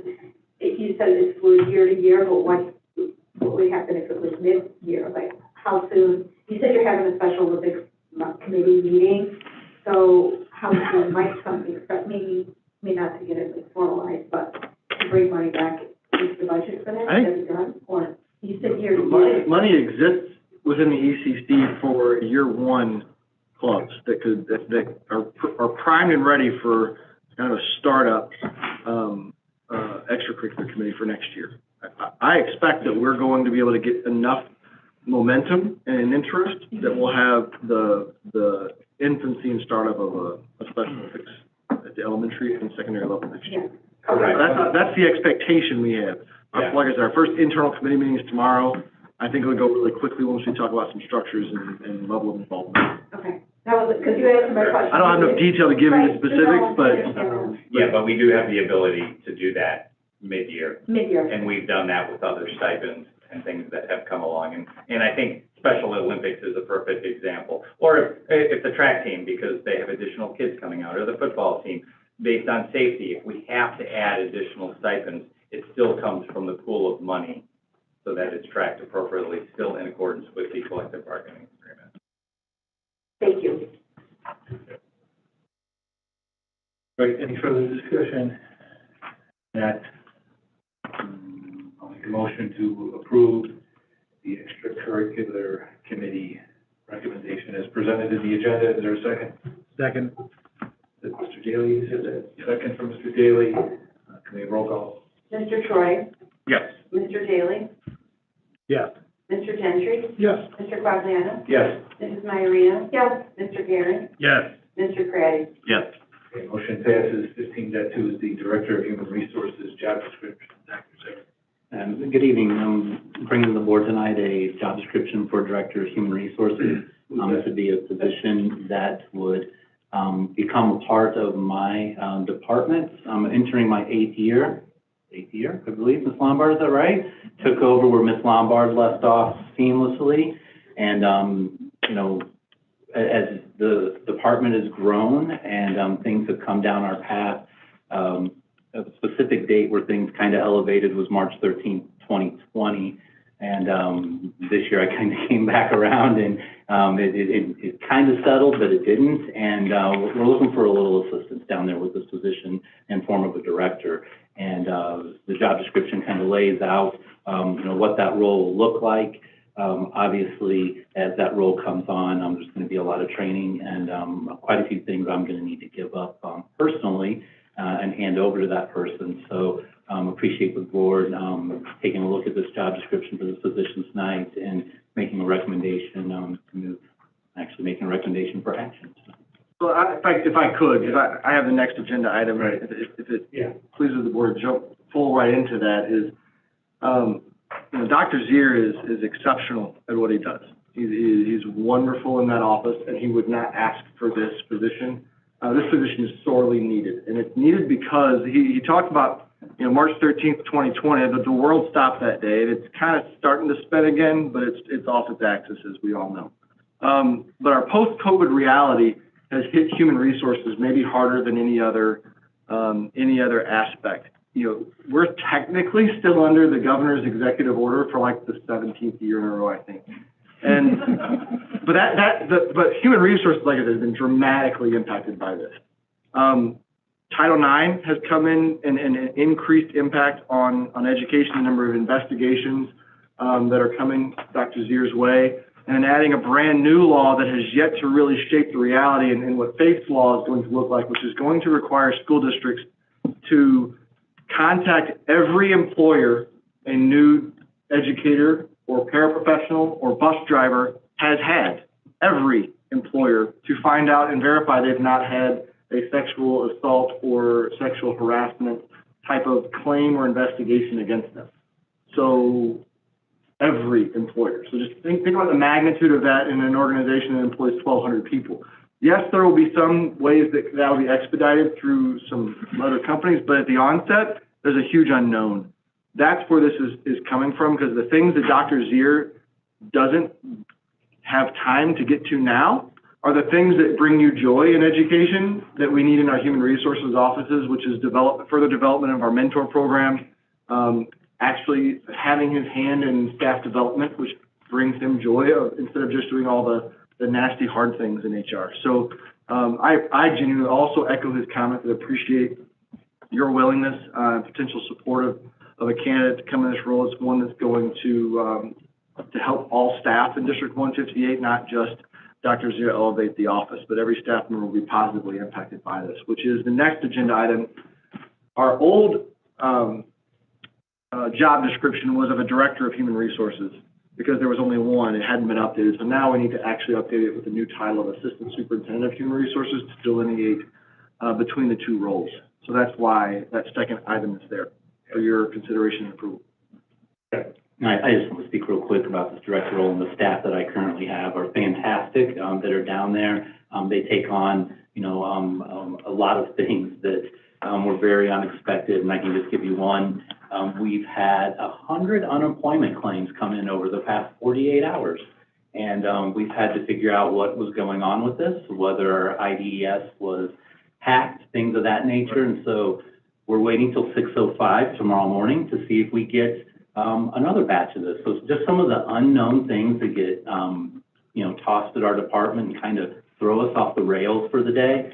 My staff is fantastic with dealing with that and diving into that, having to make multiple phone calls, contact employees in situations like that. So that's just an example. So I want to give, hats off to the office staff that I have down there also doing, a fantastic job as we look to add someone down there. I'd also like to make a specific note that you'll notice you heard the resignations of Dr. Del Castillo and Dr. Juan earlier. Dr. Del Castillo was obviously replaced with a new assistant superintendent, but we did not replace Dr. Juan's position. So the dollars that are going to support this role are not new dollars. The dollars that are coming out of that role. There may be other administrative roles that we're pulling from that, but at this point, this is dollars that are not new, just to be clear. Any questions concerning either job description? If not, we'll start with the first one. I'll make a motion to approve the Director of Human Resources job description presented. Is there a second? Second. Second from Mr. Craddy. Roll call, please. Mr. Craddy? Yes. Mr. Perrin? Yes. Mr. Gentry? Yes. Mr. Daly? Yes. Mr. Quagliano? Yes. Mrs. Iarino? Yes. Mr. Troy? Yes. Okay, passes. And I'll make a motion to approve the Assistant Superintendent for Human Resources job description as presented. Is there a Second. second from Mr. Troy? Roll call, please. Mr. Gentry? Yes. Mr. Perrin? Yes. Mr. Troy? Yes. Mr. Quagliano? Yes. Mr. Daly? Yes. Mrs. Iarino? Yes. Mr. Craddy? Yes. Okay, that passes. And item 15.4 is the multi-year contract. Is there anything? I'd like to present a multi-year contract for Ms. Denise Farr to become our next Director of Communications and Public Relations. Okay. If I could add, before you have discussion, I've had, we're really, really excited to bring Denise onto our team. And I'm not sure when you sat down this evening, you realized who you were going to be sitting in the middle of. But you sat in the middle of a lot of the history of Huntley 158 that's made it a special place. And I know you know a lot about, but I've had a number of really wonderful conversations with Denise. We're bringing on a wealth of knowledge, 9 years experience in Crystal Lake 47, and currently the president of the Illinois division of INSPRA. So it's a level of excellence in terms of the field in communications, and I think back as our third director of communications, and what started with Dan Armstrong, several years ago, and what he built, and Alex taking and continuing to grow.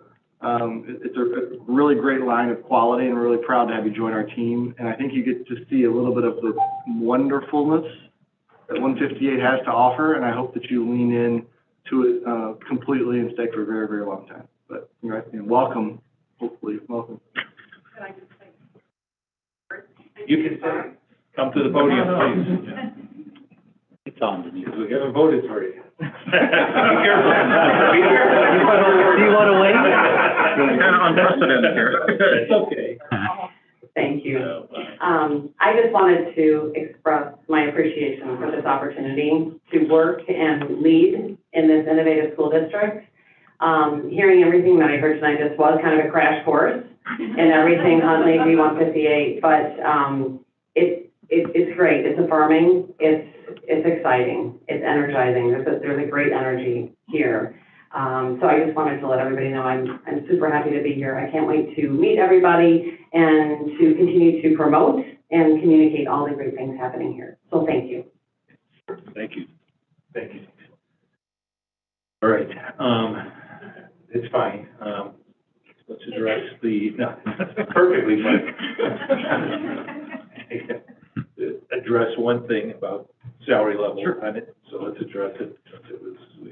Sure. So, just for clarity purposes, we have made an adjustment at the director level, so that, all of our directors are paid at a rate at 103 being the base across the director level. The difference between our current director of communications prior to that adjustment with much fewer years of experience, and Denise's experience is the difference in why there is an increase in salary. That was a question that, came out downstairs. We wanted to be sure we addressed publicly on why there is a significant increase in terms of what we're currently paying versus what we will be paying with Mrs. Barr. 9 years of experience on it, in addition to that base salary for director. Okay. Thank you for that explanation. Any questions? Discussion items? Not. I'll make the motion to approve the multi-year contract to Denise Barr as presented in the agenda. Is there a second? Second. Second from Mr. Craddy. Okay, roll call, please. Mr. Daly? Yes. Mr. Gentry? Yes. Mrs. Majorino? Yes. Mr. Garin? Yes. Mr. Troy? Yes. Mr. Craddy? Yes. Mr. Quagliano? Yes. Congratulations. No, you want to speak again?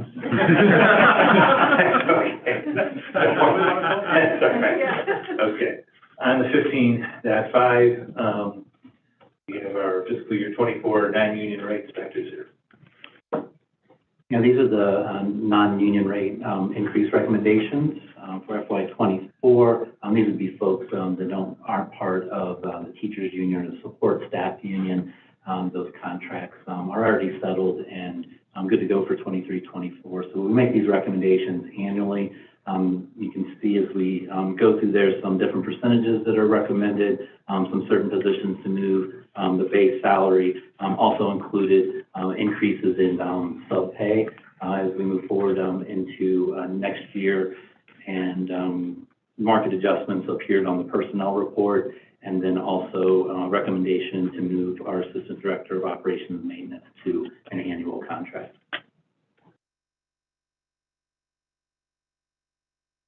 Okay. Questions? A motion to approve the fiscal year 24 non-union rates as presented in the agenda. Is there a second? Second. Second from Mr. Gentry. Can we have roll call? Mr. Gentry? Yes. Mr. Garin? Yes. Mr. Troy? Yes. Mr. Quagliano? Yes. Mr. Daly? Yes. Mrs. Majorino? Yes. Mr. Craddy? Yes. Motion passes. 15.6 is fiscal year 24 senior administrator rates. Dr. Rowe. All right, thank you. I'm presenting this one tonight because I am not in this category for raises, and Dr. Zier is, and therefore would be appropriate for him to request a raise for himself. So the senior administrators represents the... If you can't for yourself, I mean, can you? Well, you know, there's this thing called integrity that we value. So, but either way, these are our multi-year contracts of our senior administrators, and they all entered into contracts in the midst of COVID when there was a lot of financial uncertainty. And that financial uncertainty was we were fearing a negative and maybe a shrinking of the economy, and what actually happened was an explosion. We didn't anticipate 8.2% CPI, and they entered into contracts with a 2.75% increase. And given the impact of the growth of our economy, you know, I'm recommending that that 2.75 be increased to a 3.5 for next year. So this is an adjustment to the 6th administrative contracts from 2.75 to 3.5. It is a difference of about $8,600 in total. 86 or 68. Excuse me, it was $6,889.11 is the difference of what, it was. 2 what it will be. 3/4 versus 3.5. Okay. Right, and still would be the lowest level of raises. It is the lowest level of raises of any of our collective bargaining agreements or those that Dr. Zier just presented. Correct. Correct, and it's well-deserved, and it's in line with, I mean, It is. you know, it's in line with what it needs to be, and it's, you know, we value every single one of our cabinet team members, and they all are very deserving of that in light of the current CPI levels. I have zero issue with that. Does anybody else have any comments or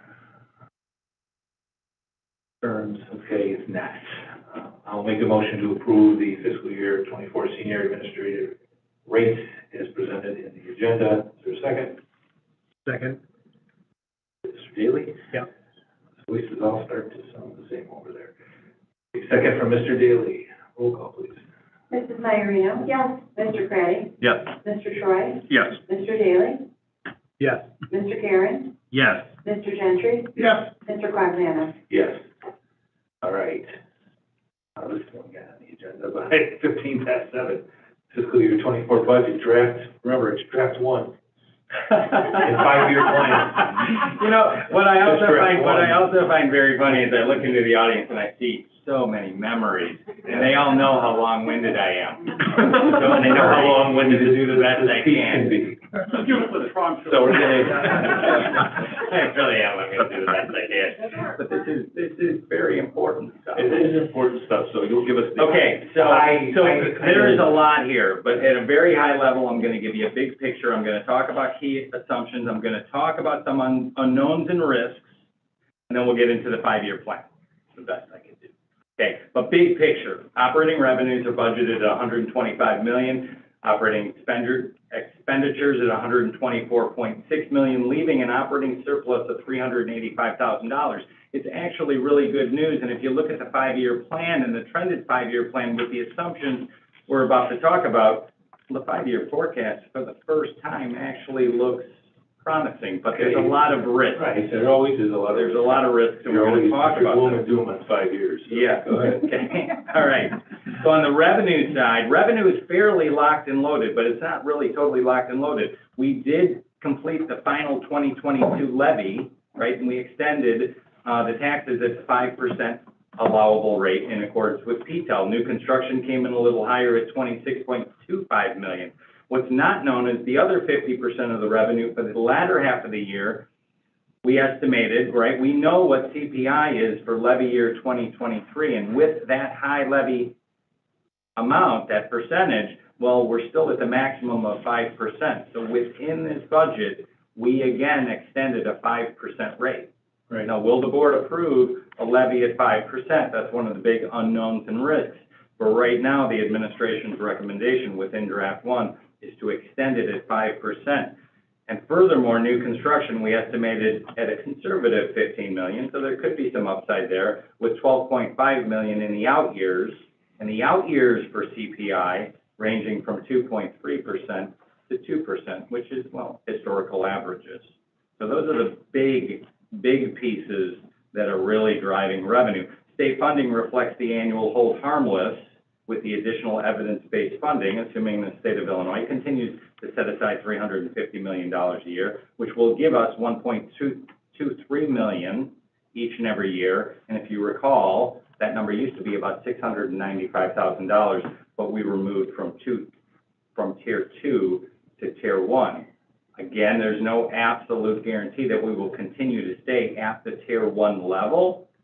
But I would suspect if the state of Illinois only continues to set aside $350 million, we will continue to be at the tier 1 level. We should be. Right.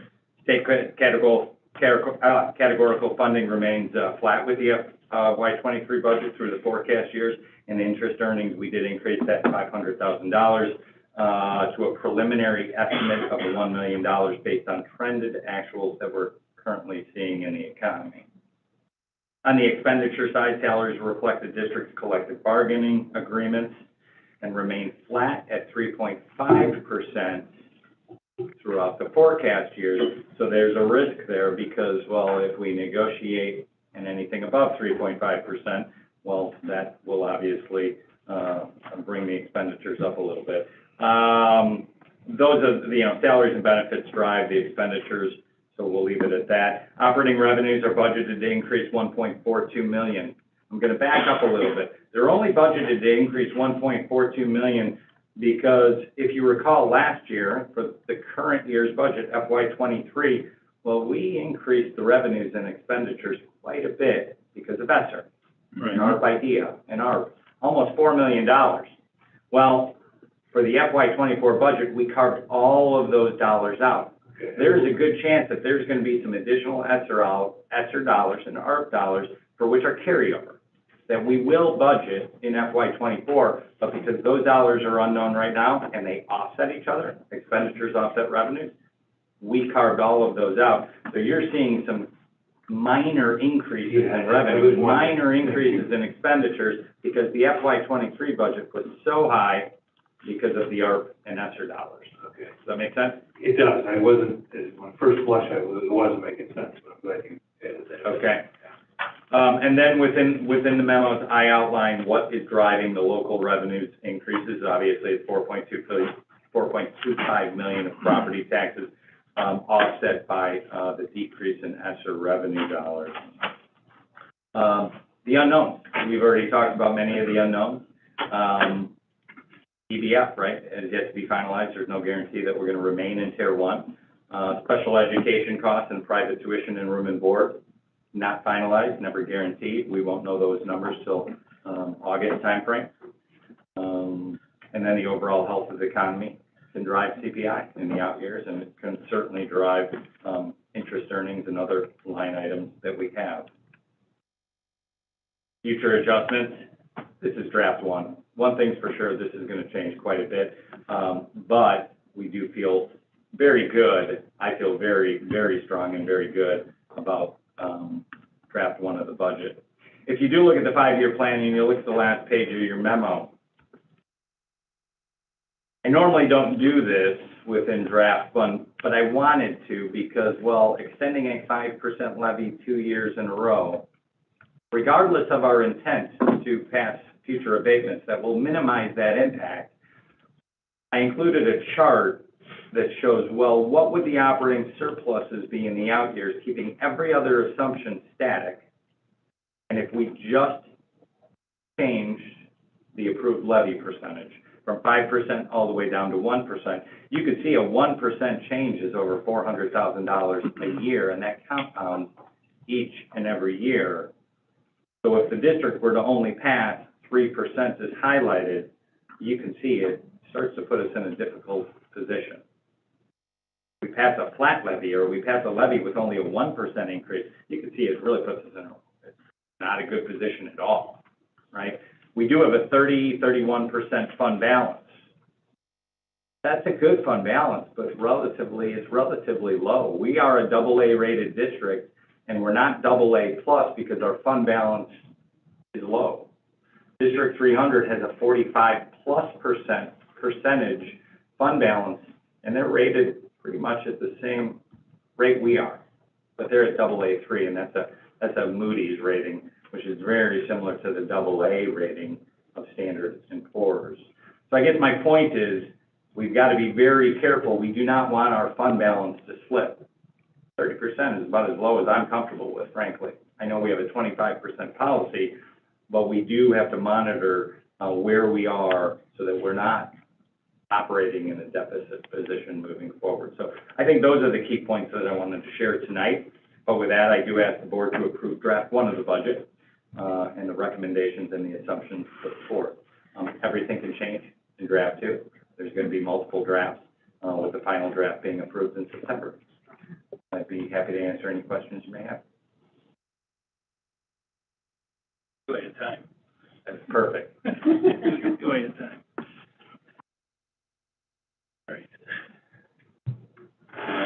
So any questions on first draft, anything that stands out to anybody? Yeah, so taking less than whatever, however these dots get connected over that 5-year period, because it's never the same year after year. It could be 5 and 2, and it could hop all over the place. How quickly can that fund balance be depleted if there are, if the amount that is levied is less than what is needed? I know 5% is the max that we can go, but. Available, you mean, yeah. Yeah, so if we went with no increase, you're saying? Yeah. Well, no increase, 5%? 5%, it's a big number. Yeah, 5% is a huge number. So, and I didn't include a flat levy here, but I did include, if we only pass the levy at 1%, under all the current assumptions, and there's a lot of risks, right? We haven't negotiated collective bargaining for the out years beyond 3.5%, right? That is a risk. There's a lot of other risks, the economy, new construction, right? You can see it puts us immediately in a deficit position, and it compounds up to 3.6 million of a deficit in the out years. That would bring down our fund balance from 30% to 18% maybe, right? We can't be there. We can't really be, we need to keep it above 25% if we want to continue to have interest earnings, if we want to continue to be able to make payroll without May 10th, right? Yeah. There's a lot of things that we do not want to operate in a future deficit position. But to answer your question, how would we manage this, right? This is just information. If we were to pass a 1% or 2% or even a 0, a flat levy, well, we would have to manage against that. And how we would manage against that, unfortunately, right, we're running, I don't think we could reduce energy by that much anymore. There's only so many line items. It's hard to get 0 down. Within salaries and benefits. And we're in a labor business. We would have to really start to look at our programming. We'd have to look at headcount. We'd have to maybe look at classroom sizes. We would have to make really, really tough decisions. Yeah. Okay. All that stuff is very speculative. Yeah, very. Yeah, and I understand that too. Yeah, it's not a question. I mean, I get the question, it's valid.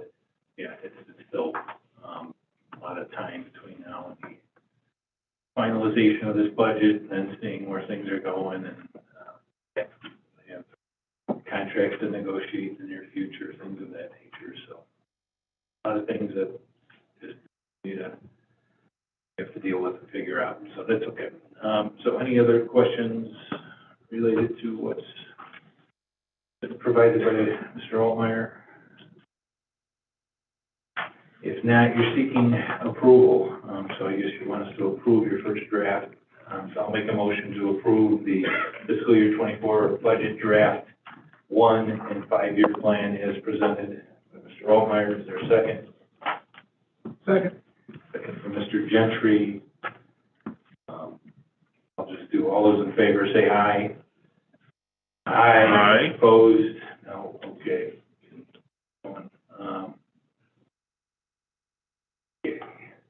We're on to 15.8, which is the supplemental purchase orders.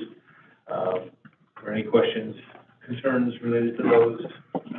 Not, I'll make a motion to approve the supplemental purchase orders report, supplemental accounts payable report as presented in the agenda. We have roll call, second, excuse me. Do we have a second? Second. Second, is it Mr. Guerin? Okay, can we have roll call, please? Mr. Troy? Yes. Mr. Daly? Yes. Mr. Guerin? Yes. Mr. Gentry? Yes. Mr. Quagliano? Yes. Mrs. Maiorino? Yes. Mr. Praddy? Yes. Okay, passes. 15.9 is the curriculum committee. Guerin with Dr. Sumke. Yes, good evening. Attached is a memo that outlines the new materials and revised materials and our process for doing so. These would be for the 23-24 courses that we approved in November. They would be put on public display for 30 days, and we'd be requesting the proposed materials be approved at the June 15th board meeting as presented. We have 4 materials, a health science fundamentals book, comparative government, a resource for a transitional English class, and then an online source for our new Project Lead the Way cybersecurity course. So those would be on display beginning tomorrow. After that display period, we've asked for a recommendation for approval. If anybody who wishes to see the materials, they may either contact myself or Dr. Bagby in the curriculum office.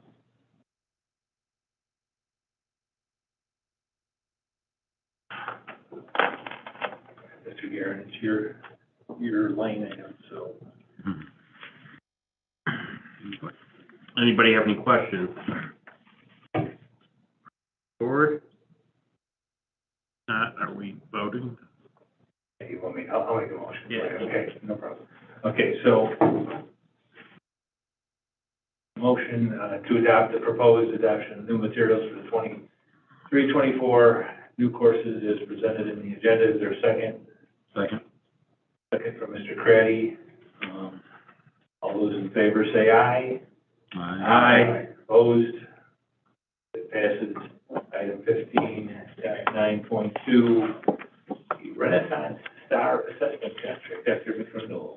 Good evening. Tonight we have a renewal of a 3-year contract with Renaissance Star. We shifted from NWEA MAP about 3 years ago to utilizing Renaissance Star in MyEGDs. MyEGDs is our universal screener for our early childhood students, and then STAR is our early literacy universal screener, as well as our STAR reading and math, which we utilize with our kinder through 11th grade students.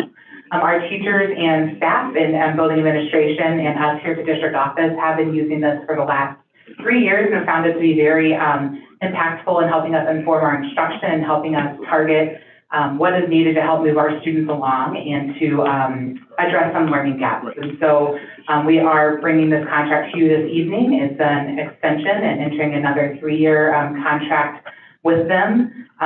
There is an increase in price, as with anything. After 3 years, it goes up a little bit, but the price is, we've worked with them and brought it down as far as we could at that point, and we're just recommending that we move forward with approving this contract for 3 more years.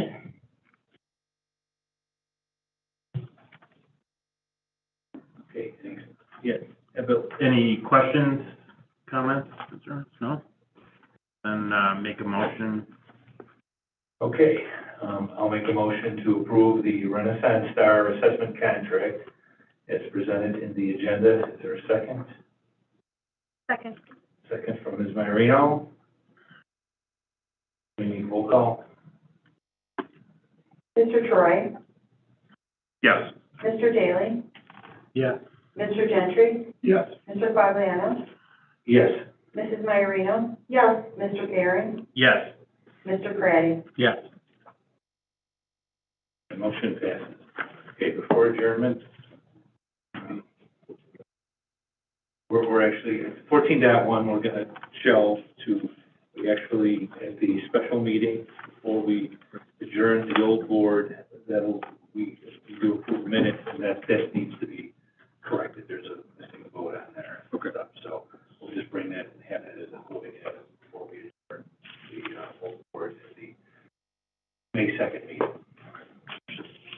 Well then, thank you, Mr. Quagliano. Just one quick additional thing on the consent agenda this evening. I just want to recognize a couple of other administrators that were approved this evening to join our team and offer my sincerest congratulations to our 10th principal.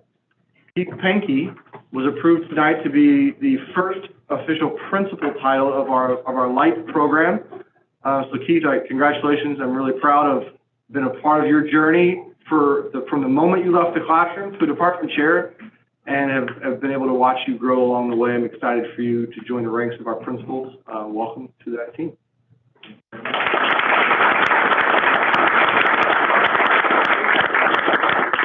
A lot of great work ahead, Keith. Big plans. Big plans. Big plans.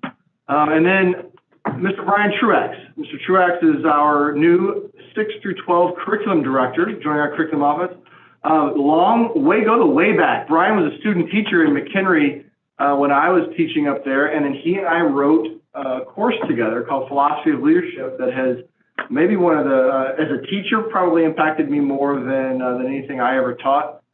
Still something I'm very proud of, and I couldn't be prouder that Brian's on our team. He's an exceptional educational leader, one of the most thought-provoking administrators to be in the room and to try and grapple a solution with. He thinks differently than almost anyone I've ever met. And in a good way. I really, really appreciate it. And Brian, I look forward to watching your career continue to grow. I'm really happy and proud for you to join this team over here. You're going to do wonderful things.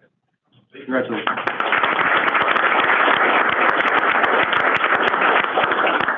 Okay, and lastly, before we adjourn, I want to thank our audience tonight for coming out and taking the time. A lot of old friends and people who made a huge difference in this district, and it's really great to see all of your faces here. And thank you for taking the time to honor Kevin and the rest of the board members. Appreciate it very much. It was very thoughtful of all of you to come out, so thank you sincerely.